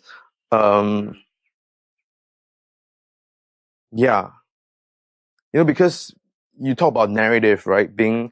There's a huge narrative that, comes to us, being the little red dot, and that is so ingrained in very deeply rooted, this narrative. And I guess, are there any, practices that one can take on to sort of like maybe disengage or to test those, narrative? Absolutely. Read, first of all, because that's where new ideas come from, right? At least be exposed to what other people are working on, and the things that they care about enough to put into a book or on a website or in an article are going to be, chances are, I think, useful challenges to our own mental models. But not just that. I do think travel is important. So don't just read and theoretically know about stuff, but go out and see things, right? See what companies are like elsewhere, see what societies are like, see how towns organize themselves and how cities organize themselves. And so don't just go on like a tour, right? But go and visit the back alleys of places and go and explore a place and see how the lived reality of it actually is. So travel is key. Two more things. One, talk to people who make you uncomfortable. Right. So the ones who might give you a slightly odd feeling and you don't know why, but talk to them. Chances are one of the reasons why is because they think in a different way. They see things you don't see, and any kind of pricking at our assumptions can make us uncomfortable, which I think is useful. So putting ourselves in that discomfort is useful. And then every now and then, just doing something that you haven't actually done before. Now, this doesn't have to be bungee jumping, right? But it could be, just visiting a new place. It could be trying out a new activity or a new sport. And doing things that you didn't always feel you were naturally good at. And it's okay to suck at it the first time, right? That's fine, I think. But try anyway, right? Because then I think you will learn things about yourself that at the very least will trigger a part of your brain that was not working before. Yeah. And then the last thing, sorry, I know I said two things, but one more actually strikes me as very important. Please. I do think, and this is not going to be obvious, but I think it's important. I think some amount of contemplative practice is also very important. Because if you're only out there doing the new stuff and reading, but not allowing yourself to digest the material, then you might lose some of the insights that come from it. So when I say contemplative practice, I mean things like, it could be, the very obvious stuff is yoga and meditation, where you let your mind rest so that when it comes back into high gear, you will remember and see connections that you didn't quite see before that. That's one way. But another way could also be things like, going on a long run and just focusing on the run for a while, right? So that's a physical kind of contemplation. Some people like to do journaling, right? Where they write down the stuff that they've learned. That's fine as well. But I think having some kind of contemplative practice is useful because it allows the innovation to actually gestate and eventually emerge and be expressed. Because otherwise it can often stay at the back of your mind and not get articulated in any way. Great. All good answers. Especially, just traveling is probably the easiest thing, the lowest hanging fruit that one could just take on. Correct. And travel need not even be to foreign places, right? It could be to a place in your own country or your own area that you haven't seen before. Mm-hmm. Sometimes travel could also be just taking a different route to work. Yeah, and I just got introduced to this term called the fanoa. Have you heard of it? No. So it's a French definition. I probably would be bad at describing it, but basically just walking around the city and having a sort of like, maybe I would just try and find 10 old school bus stop in Singapore. Right. And that's sort of like like having an adventure in the same geographical land, because we tend to always have this utilitarian use of the land and we forgot to open our eyes to see new things. Yeah. And then having fanoa as exercise is nice. Great. I like that. Yep. This question might be also sort of like linked back, and if it does, just let me know, because we have a mutual friend over here, that have left the silver sector. Okay. And it seems to feel that the reason they're leaving is because they don't feel as impactful to the work that they can be or they want to be impacting on, and hence moving to the private sector where their own personal impact is greater. And how do you recommend these people to sort of like skirt the situation, and then the next question would actually be the skill set to polish to be more impactful, which sort of link back to the last question, but I mean different take. Sure. No, I think those are very powerful questions, because to some extent, I think we just need to realize that all professions, all sectors actually have both highest purpose and what I would call, the less than desirable side, the dark side, if you like. It's very Star Wars, right? Yes, There's a dark and a light to everything. But I'll tell you what I mean by this, right? The public sector, when it is serving its highest purpose, right, has scale and impact, right? Long-term impact on a very large number of people, because of the reach of public policy and because of the reach of institutions. So I think that's quite core. But the public, and that's at its best, right? But at its worst, and we all have this, the public sector at its worst can be a bit slow, right? And like your friend said, they might feel a bit frustrated. It doesn't always be as welcoming to mavericks as I think it should. We need a few people in the system actually who are pushing at the boundaries. But that's the public sector. And then the private sector, actually, its great strength is its speed, right? Its agility and its constant fluidity and response to circumstances. Because it has to worry about things like making profits and making sure that revenue streams are constant. But and that's the highest purpose of the private sector. But the dark side of the private sector is that it can be very greedy sometimes, right? Taken to an extreme, it can be extremely greedy, and it can be motivated only by profit rather than, these broader aims like corporate social responsibility and things like that. Then that's where you bring in civil society, right? Civil society at its best, serving its highest purpose, is actually doing the idealistic work, right? The dreaming of what can be better, which a greedy private sector entity will not always do. But civil society can also have a dark side, right? At its worst, it can be a bit narrow, focus on a specific cause, but not realizing that there are ripples and interactions, as you pointed out, right, with multiple other areas. And what's the counter for that? It's the public sector's strength, right? The scale and the reach that it actually has. So maybe I'm a bit too philosophical about this, right? But I do think that we need to recognize that all sectors actually have both this highest purpose and dark side. And the job of each of us is we need to find a sector where its highest purpose fits with our highest purpose. And then we make sure that the dark side is minimized. I think this should be a foundational lesson to everyone who are thinking of joining the civil service. Yeah, or anything, right? If you want to join the media, then know what its highest purpose and what its dark side is. And the key is this, right? Yeah. The key, when you realize that there are these highest purposes and dark sides, for me, is very important. You cannot compare the highest purpose of one sector with the dark side of another, right? It is useless to say things like, oh, but public sector has reached, how come you are so greedy, right? Or the private sector saying, at my best, I am so fast and so responsive. How come you are so slow? It's like, those are inbuilt, natural parts of what we are. And we have to know how to manage them. Yeah. So the thing that is most meaningful for me is compare the highest purpose with the highest purpose. Compare the dark side with the dark side. and then find ways to manage the dark side. And then, for those who are truly innovative, as they move into the future, try and create organizations that combine all the strengths, all the highest purpose, without the dark side. Wow. Yeah. Those are your organizations of the future, and they can be enabled by technology. They can be enabled by innovative thinking. I think it's possible, and you're seeing that somehow now, right? There are these entities that are kind of public sector, but not entirely, and there's a bit of public-private sector in them and a bit of civil society, right? Why is it that when government consults, we create committees that involve so many different sectors? Because we're trying to simulate a bit of the highest purpose of everything while cancelling out the dark sides. So I think that's quite important. And once we see that, we also recognize that, our job is not to belittle each other. It's to find ways to make our highest purposes realized without giving too much space to the dark side. Yeah. I think that's a amazing framing to that. And also, if anybody were to be in any organization, there are always two sides to the coin. Yeah. And if you only look at, like the bright-eyed intern who wants to, join whatever organization and say a lot of good things.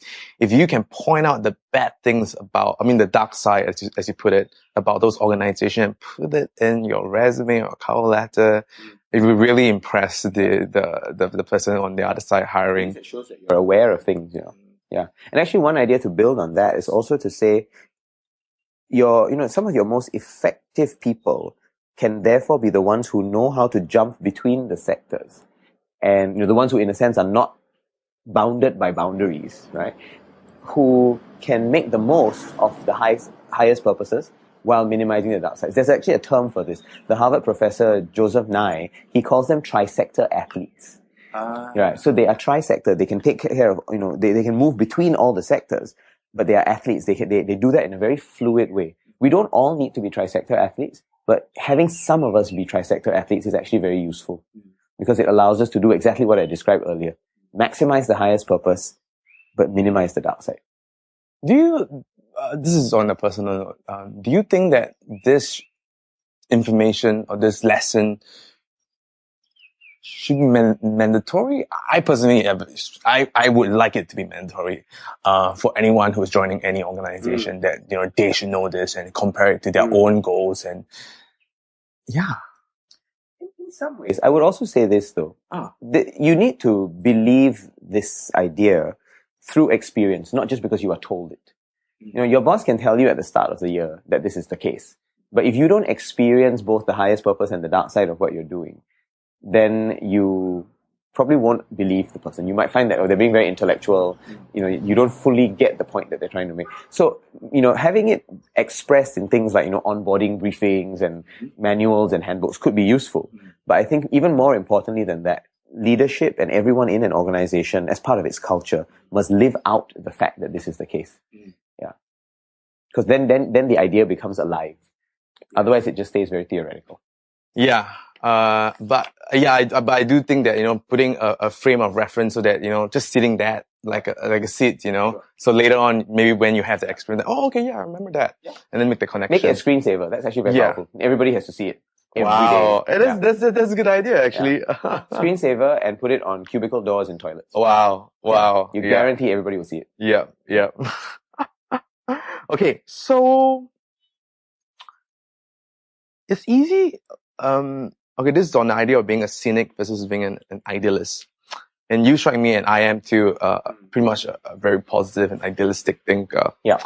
Are there, do you recall of any incident that sort of like, maybe it's not one, but a gradual, belief in that and, that cemented that for you that, it is, we can achieve a lot of greatness. And, I guess the best way, which is a story that was being told to me, was that a baker versus an eater. A baker just believed that there's enough cake in the world, and if not, I'll just bake more. And an eater always believed that there is the same cake and I need to get the biggest chunk. Right. So, are there anything that seeded that? It was more gradual than a single event. For me, it was that too. Sure, yeah. No, and I think for me, definitely it was. I'm not sure for everyone else, but definitely for me, I think, again, the sense of the possibilities that my parents always felt we could push ourselves towards, great teachers, great role models and mentors, and just the benefit of experience to look around and say, yeah, actually, there are enough examples here of people who, do wonderful work and can make the world a little bit better. So, I guess the core of it is this. We have a choice about whether to curse the darkness or light a candle, right? And I'd rather light the candle. I just think it's a better use of my time and my energy and hopefully everybody else's time. And that's not to say you do it in a naive way, right? Yeah. Naive idealism is useless. It helps nobody. Mm-hmm. But you must be aware that the darkness is there and then you light the candle, right? But if you don't know where the matches are, you don't know where the candles are, then that's useless idealism, right? Is there any reference or resources or content that, if so I can convince my cynical friends to maybe start thinking, hey, might not. So that's for me personally. No, it's a great question. One of it, I think, would be what we talked about a bit earlier, right? The Carol Dweck idea that you are not just what you are today, you can grow, right? So she says that if you have a growth mindset, you believe that you can learn and continually get better. And that's fundamentally an idealist view, right? That we learn and the world can therefore get better in that process. The opposite of that is the fixed mindset, a bit like your eater, right? Who believes that there's only a little bit of cake, or that I am limited by what I am. I can never learn, I can never grow, I can never improve. But that's not true. Life is all about improvement. Granted, for some of us, it might be easier to improve than for others, but it is always possible to do that improvement, even in just a little measure. So the growth mindset is one important part. The other thing that I think is critical is psychologists call this the locus of control. Do you believe that the locus of control of your life is external or internal? If you believe it is external, then what you believe is fundamentally that the things around you will affect your destiny. So the system, my boss, my parents, right, whatever, right, the external factors around you. An internal locus of control will lead a person to say, I decide what happens to me, right? I make choices. Those choices have consequences, and that's what's going to affect my future most of all. Now, of course, in real life, you need both, right? If you have only internal locus of control, you'll be very reckless because you won't care about what's going on around you at all. If you have only external locus of control, then I think you are probably you're going to come across as quite weak, right? And not have much agency because everything will be someone else's fault. And you will not be able to sit down and say, yeah, actually, I can take ownership over my life here. So we need a bit of both, but I suspect more of us can afford to have an internal locus. How? Okay, I like that. And that's actually one of the questions that, how can what practices can one have to have more internal, to learn, I don't know what's the better way to phrase that. No, practices, right? Yes, I understand. Yeah, how do you to practice or to gain more internal locus? Yeah, because it's one thing to understand it theoretically, but another to actually live it out. Yeah. There are many, but if you had to start with something, I would say that you should start with keeping some kind of a gratitude journal. At the end of every day, or end of every half day or whatever, write down the things that you are grateful for. And the reason this is very powerful is a few things. One is it helps you go to sleep happy, right? Because no matter how awful the day has been, you will find something to be happy about. And I do find this. Every day I can write at least 3 or 4 things, right? It might not be much. Maybe I had a really sucky day at meetings and, got scolded and had various things happen. But I might be grateful for small things, right? The fact that I got to come home for dinner instead of having to stay late at work. I might be grateful for a nice walk or noticing something along the way home. I might be grateful because I had a nice conversation with one of the security officers at my work office. All those things are things to be grateful for. And the key is, the more you do this, at least the more I do it, the more I have found that actually I can choose whether I have a good day or a bad day. Even with the bad days, right, where stuff goes wrong that I can't control, there are things that I have agency over. And so the gratitude journal, while it started off as a process of just focusing on the things that I appreciate, now it's become a much more powerful tool than that. Wow. Yeah. I actually do a gratitude practice myself, every day. Yeah. And now to hear that the power and the impact of it. I think it can be very powerful. It's just immense, right? And also I'd like to, so your practice is what you do? I do a morning walk like an old man. That's fine. Some of us were born old souls. It's okay. And I just think about, different aspect of my life. Actually, I do it at the start of the day that I'm grateful about. So health, relationships, knowledge, opportunities. Right. Yeah, and yeah. I don't think the timing exactly matters. It's really the fact that you do it, right? That for me is important, because that leads to, like I said, the powerful potential in what gratitude can show us. Yeah. I agree with you, and it's highly effective, and it takes a short amount of time. And imagine you can just use 3 minutes of your time to change your day from an extremely bad day to extremely good day. Yep. And to know that you have the power to do that. Yes. Oh, wow. That's right. Yeah. You have so much responsibility from different area of your job, different association, and spending time to write, to read. How do you wrap your head around that? You know what? Yeah. Actually, the most important thing is I'm not doing any of this alone. And I think that's really important to say, right? Complex work cannot be done alone. And I have extremely wonderful teams that I work on all this stuff with, whether at work, right, where I have 3 different teams looking after 3 different areas of responsibility, or in the community work, I have plenty of partners, soulmates, friends, kindred spirits who work on these issues with me. And it's all about team efforts. I'm a big believer that, the old archetype of the hero leader, right, who is out there and just leads everything on their own, doesn't actually work. Everything is about a team effort. And the role of the leader in that situation is not to be, the one charging ahead and expecting everyone else to follow. The role of the leader there is to take care of the organization so that the teams function in the best possible way, so that the different partners and stakeholders can work in the best possible way, and then to remove obstacles. So I think of that as my role. So, I'm not doing everything myself, so it doesn't appear quite as daunting as you kind of made it out to be, because everybody has a part in this process. Right. And how do you plan your week then? Because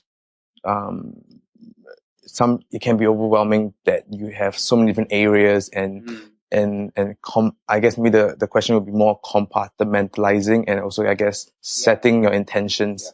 Yeah, those are more the questions I would ask, because there's never enough time to the day. No, there is never enough time. Yeah. So there's a few things that I do try and work on. And I'm going to start with what I think is the most important, which is that if you want to do lots of stuff, you must set aside some time to do nothing. And I know it sounds paradoxical, because a lot of people will say, if I want to do stuff, I must fill out all the moments in the diary, right? I don't. Sundays are mine. They are family time, they are slow time, they're quiet time, they're introverted time. Because I know I'm doing so much extroverting in the rest of my life that I need that time to recharge the batteries. So when I'm planning the week, Sundays are almost sacrosanct, right? I think some of the, there's some religions that observe a Sabbath, right? Yeah. And that's not the only way to do this. So it's Friday for the Muslims, Sunday for Christians, Saturdays for Jews. But there are other ways. So I like that idea, but I think there are many ways to do this. For some people, they might set aside that quiet time on a different day, on many different evenings. So I structure it with Sundays being sacrosanct. I try not to do anything at all. And it's just a time for building up energy again. Then in the rest of the week, I try and make the most of my office hours. So those are very, very full, right? With meetings, with phone calls, with conversations with people, so that I can get things done in the sense of moving things along, right? Not always doing stuff by myself, but at least facilitating it such that other people have the information they need. That's one. Second thing is when I work on my email, I try to be as quick as I can about it. So reply when something comes in. If I can get it done in 2 minutes, get it done quickly. I think there's some management theory around it, right? Just get it out to people. Another thing that I try and do is I delegate a lot. One of my ex-bosses told me, delegate like you're going on leave tomorrow. So imagine if I'm not around tomorrow, who's got to take care of all this? So that means sharing information, looping people into processes so that they all have what they need and you are not a bottleneck anymore.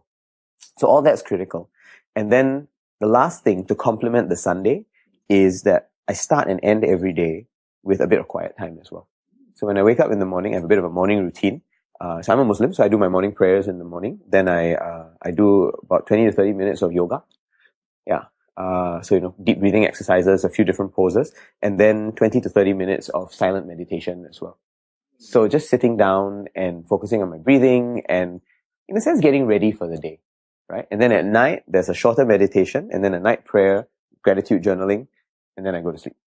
So I find that when I bookend my day that way, actually the middle can be as challenging and as full and as crazy and frantic as it needs to be, but I don't mind it so much. For people who are just starting with a meditation, what can they start with? Start small. It's a muscle like any other muscle, So just as when you go to the gym, you are not going to start with the heaviest weight, right? And you're not going to try and do lots of repetitions of the heaviest weight. Is there any books any resources or YouTube videos? There are some. I mean, there's apps that are quite good. Headspace, I think, is quite a useful one. But again, if people want to start really small, all I would say is just start by sitting down somewhere in a comfortable position, and then be aware of why you are doing this, right? The intention, I think, is important. What would be the intention? So an intention could just be, I'm very tired, I now need to decompress. Or I want to think about a specific thing for the next few minutes. And I would say start small. Start with 1 minute. Just set a timer on your phone, 1 minute, let the bell go off after that, and then you realize, okay, actually 1 minute was quite long, and I managed to do it, and my mind actually did stray, but it's okay, I bring it back again, and I learn to just keep focusing on my breathing. And then slowly you can expand it into 2, 5, 10 minutes, 20 minutes. I mean, there are people who meditate for like hours on end, right? I don't, that's not part of my practice, but I think if they can, it's a wonderful thing to do. Yeah. But we got to figure out how to meditate the way we can, not the way we can't, right? So don't try and imitate others, don't try and work on that, work on what works for you. If you find that sitting on the floor is helpful, then sit on the floor, sit on a pillow, sit on a chair, and of course, try and set yourself up for success. If you know you live in a crowded place, put headphones on, right? If you know that you don't react well when there's a lot of light around you, turn off the lights, right? Sit in darkness for a while. Do the things that help you to maximize the chances of you succeeding. Yeah, but I would say start small, like any other muscle. Just to touch on a little bit about futures thinking, because you're spearheading that. Well, I don't work on it directly anymore. Right. But yeah. But as a futurist, what should we be focusing more on, and what are the fluff? For in futures, you mean? I like that. It's a good question. Let me start with the fluff first. Yeah. The fluff in futures is where people say, here are my 10 predictions for what's going to happen by 2025 or something like that. The real job of a futurist, right, is to make better decisions today. And the reason we tell these stories about the future is because we want to understand what we are perceiving wrongly about the present. So the great futurist Pierre Wack, right, who was in Shell and then worked for a time with a group called the Global Business Network, which was a futures consulting firm. How do I spell Wack? W-A-C-K. Pierre Wack. Wack said that futures is about reperceiving. He calls it the gentle art of reperceiving. Reperceiving because you're looking at the today in a different way. And it's gentle because you do it in a non-threatening way, right? If I said to you, you need to reperceive the present, you might look at me and say, why? What's wrong with how I'm doing it now, right? And that could set up a space for a lot of argumentation.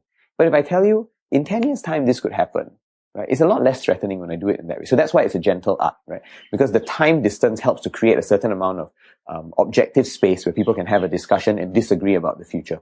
But fundamentally, what we're doing is trying to understand the biases and the mental models and the assumptions that we are making about that future, and thereby understand today even better. So when the government does futures, when a company does futures, when an individual does futures, right, because we can plan for ourselves, what we are doing is trying to reperceive the present, understand it better so that we can make a decision better today. So that's what we should be focused on. Okay, and what are the fluff that people should not be focused on? The fluff is the predictions, right? It's saying, so your scenario, did you get it right? Did it actually materialize? Did it happen or not? I don't think that matters particularly. Got it. Yeah. That's great. So let's jump into the rapid fire question. Okay. What is books or books that you have given the most as gifts? Yes, so I brought some props for this because I think that it's most useful if I can share these things. So a few different books. This one is the birthday book, which a friend of mine, Malminderjit Singh, edited last year. I was helping him with some of the support work, but he did all the editing. And it's a collection of 51 essays, because we wrote it in the year that Singapore turned 51. And it's the birthday book because it appears each year during National Day. So it's going to be a yearly book. Each year, one more writer. So this year there'll be 52, 53, and the year after that, and then 54. And last year, the 51 essays were all about this question of what is Singapore's next big thing. So I have an essay in it, but many other friends have essays in it as well. And I think it's quite a nice collection of different people's thoughts about Singapore's future. So this one I've been giving out to a few people, especially if they want to understand Singapore better. Right. And also on the note of futures thinking, that would be a great book to that's start right. to Correct. listen to other people's story and form your own thinking around it. Exactly, right. And it's really varied because different people talked about many different things. My essay is a letter to myself from the future, right? So myself in 2065 writing to me today, which I thought was a fun thing to do. That is actually a pretty good, I like to ask myself that. Like, when your 80-year-old self were to come back and give you advice, right? What advice would you get? Yeah. And then, another friend, Shamay, wrote about, being in a food SME business, and she put a recipe in there. Another person, Olivia Lee, wrote a design brief for Singapore because she's a designer herself. Yes, she's an expert. Yeah, she's great. That's right. She's wonderful at experiential design. So this I've been giving out to a whole bunch of people. I sometimes used to, less so now, give out my book of poems. My first book, Morning at Memory's Border, especially if it was to friends who I, felt I wanted them to understand a bit of me that might not be so obvious in, the more public aspects of my life. The collection has been useful. So there's another book coming out soon, later this year, but this for now is what I sometimes give out. And then the third thing, which I've been giving out to quite a number of people, is this book by a friend of mine, Cyprian Concilio, who is he's a Benedictine monk. He lives in a monastery in California, in Big Sur, along the Pacific coast. You've been to Big Sur? Yeah. So it's the Pacific coast. And the book is called Prayer in the Cave of the Heart, the Universal Call to Contemplation. And this is an examination about how actually all the great religions of the world have some kind of a contemplative or meditative practice, right? You might not do it all the time, but they encourage people to every now and then take time to be quiet.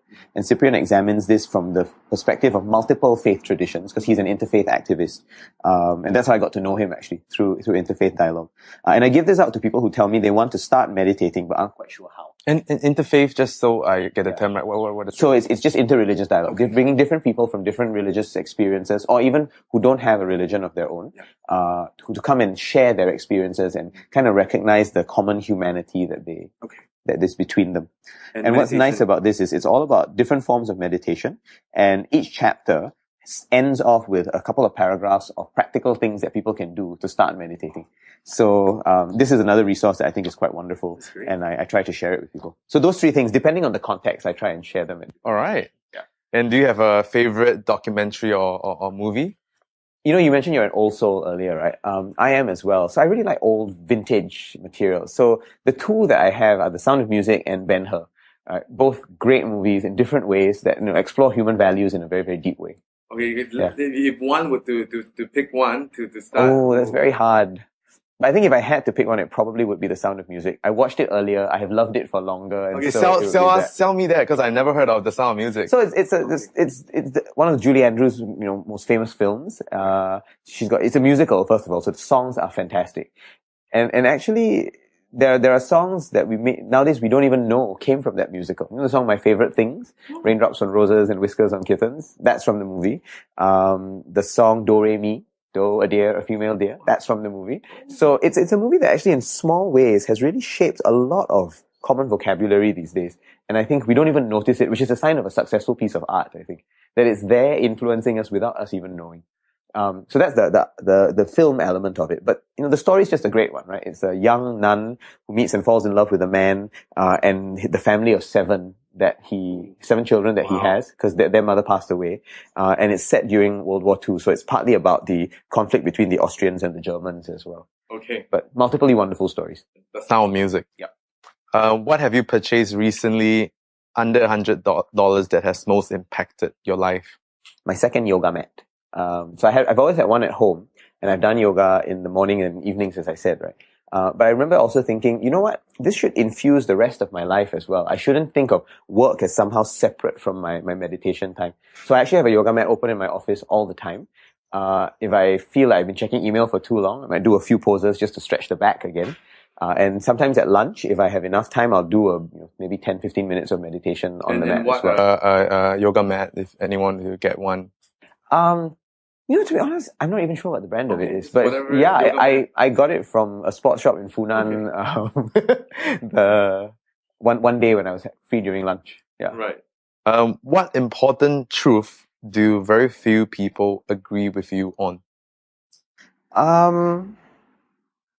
This would probably be the combination of growth mindset and internal locus of control that I mentioned to you earlier. So growth mindset being the fact that we can grow and learn, right? And locus of control where you say, I am responsible for my future. I can take charge of things. I think when you put those together, they can be very empowering. But a lot of people, when they disagree with me, will say, oh, but the system still matters. Are you sure we have so much agency? There are external factors out there as well. And they're not wrong. I just don't think those external factors need to control who we are. Good.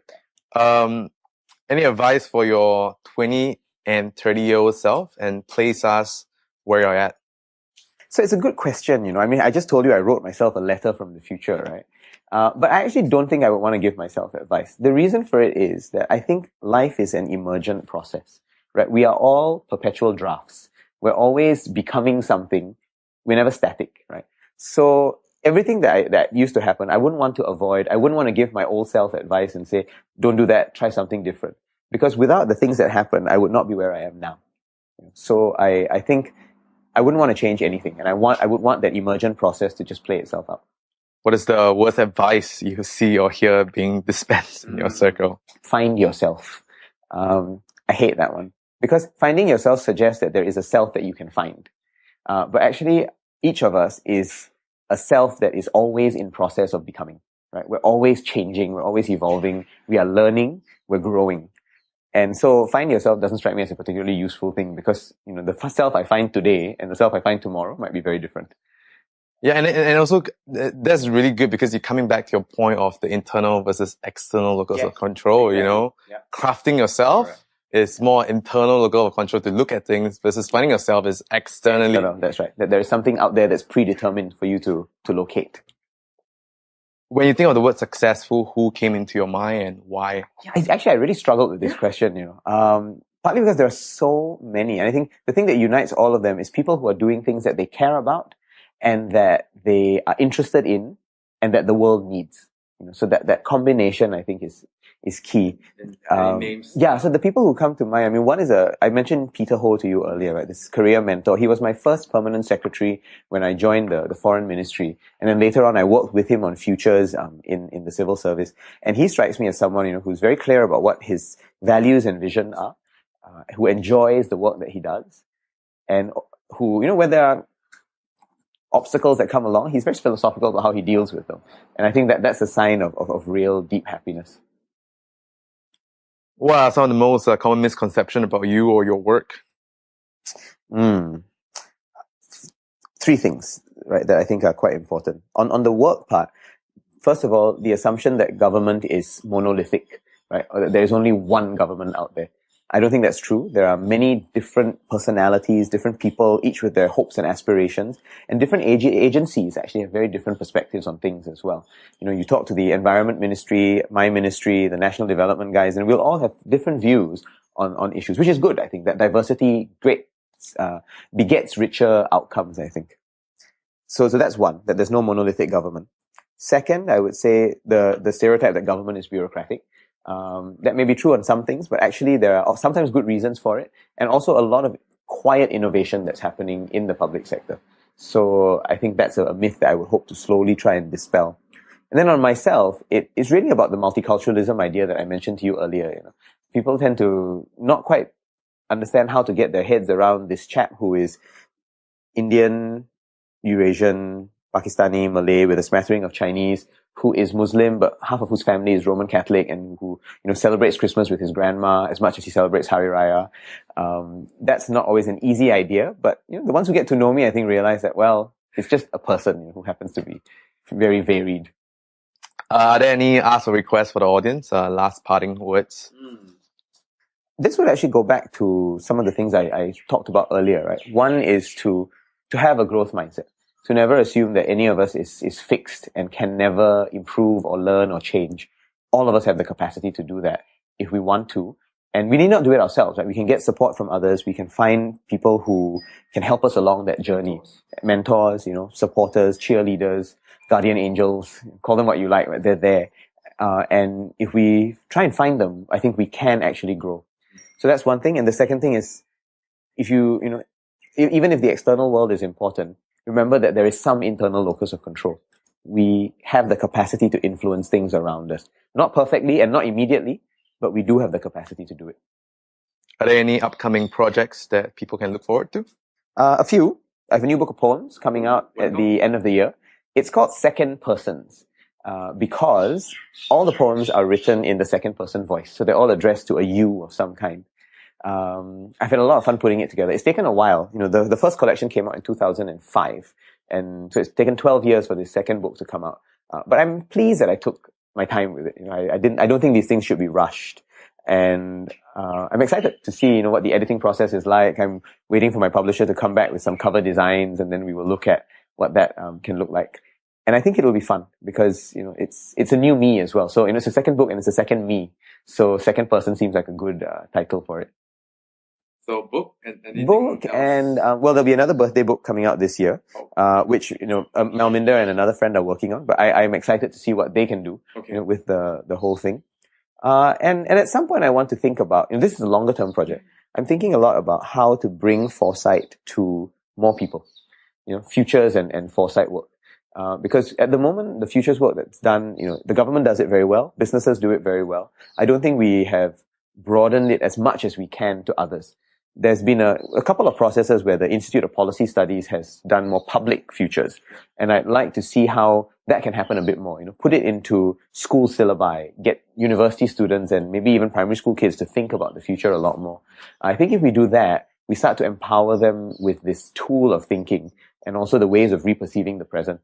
So I'm toying with different ideas about how to create schools for the future, where people can learn these methodologies. Where can people find you or your project on the interwebs? So I do a little bit of tweeting, but not much. Okay.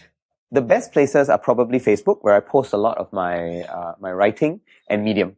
So I sometimes cross-post between Facebook and Medium. Okay. And increasingly, I'm putting up stuff on Medium, both the poems as well as writing on ideas of complexity, as well as some of my ideas about how public policy and innovation can evolve in the future. Mm. Yeah. And what's the user? So just Aaron Maniam. Okay. Medium. Yeah. Perfect. And we're done. Great. That was fun. What's up, people? It is over. Can you believe it? You guys just listen through 2 hours of interview. Wow. I'm proud of you guys. So as usual, all show notes, links, books can be found on the website, brianvictor.com, Brian for Y. And if you have any misfits you'd like to hear from, feel free to drop me an email. Tell me why you want to hear from them, or some questions you'd like to ask, and what you want to learn from these people. And again, thank you so much for giving me your time and listening to this episode. I really hope you enjoy it. And for those of you in anywhere you are in this world, I hope you have a fantastic week ahead.